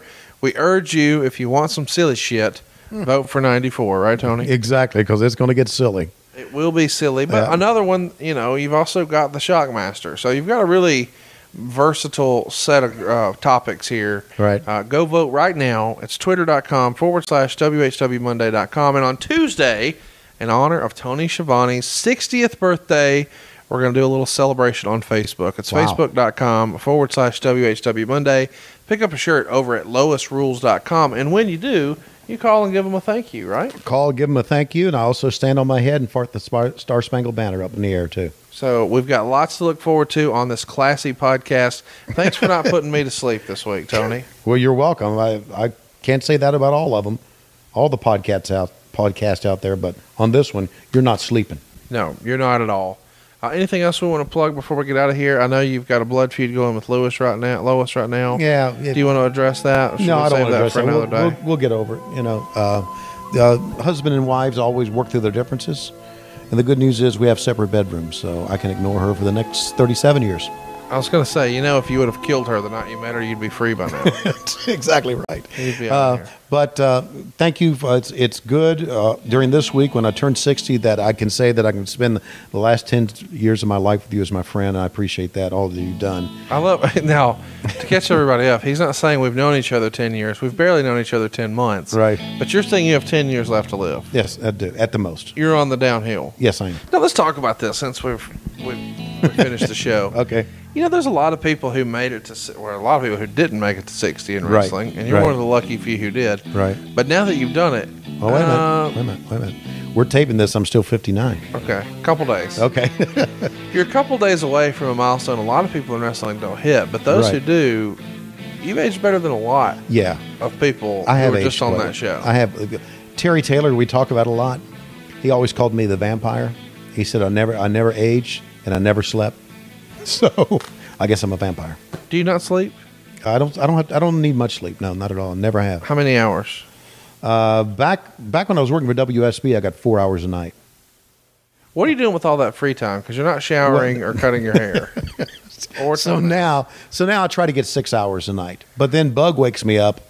Bug will wake me up like at 6:30 in the morning. Even I would go to bed like at midnight, and he woke me up the other morning like at 2:00 in the morning, wanted to go out. So,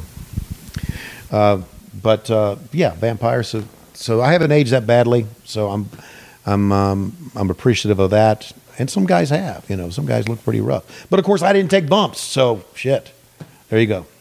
You didn't take bumps, but I did stop you from telling a full story once. You did have some sort of neck fusion surgery or something. What happened with that? How were you injured? And 1995. I was told by the doctor that they put me in a hard collar. I always had neck pains, and because I guess I let it go on for so long, he put me in a hard collar back in 1995 and said that if I would be rear-ended in a car crash, I could become a paraplegic. And so I had fusion surgery on my neck in 1995. Eric did a pay-per-view for me. And that kept me, I still have neck pains now, but my neck is stronger. Apparently, I have a thinner sac of fluid, we're really getting into some boring shit here, a thinner sac of fluid around my spine than most. So any type of herniation is more severe to my spine than it is to most people's. So that's why I've always had neck problems. Don't know why. It's genetics, I guess. So you're a thin sack son of a bitch. It's like, yes, thin skin, thin sack son of a bitch. That's what I am. Well, and you may be 60, but you are still hashtag NFL TG. No fucks left to give. Exactly. Pick up your shirt at lowestrules.com. Tony, happy birthday, kind sir. Thank you, Conrad. Should I sing now? Huh? Should I sing? Please. Happy birthday to you. Boom, boom. Happy birthday to you. Go Dogs. Happy birthday, dear Tony. Slap dicks. Happy birthday to you. I don't know what to say. Well, you still got to close the show. Draw that shit up. Okay. You want to close the show now? I mean, it's time. It's time? We went way too long. And now, battling at the breakfast buffet at Shoney's is Dave Silva and lazy-ass Matt Coon. Silva picks up Coon. He's going to throw him in the calamari salad. Here comes Big Papa Pump. We're out of time. See you next week when I hopefully am still alive on What Happened When, age 60.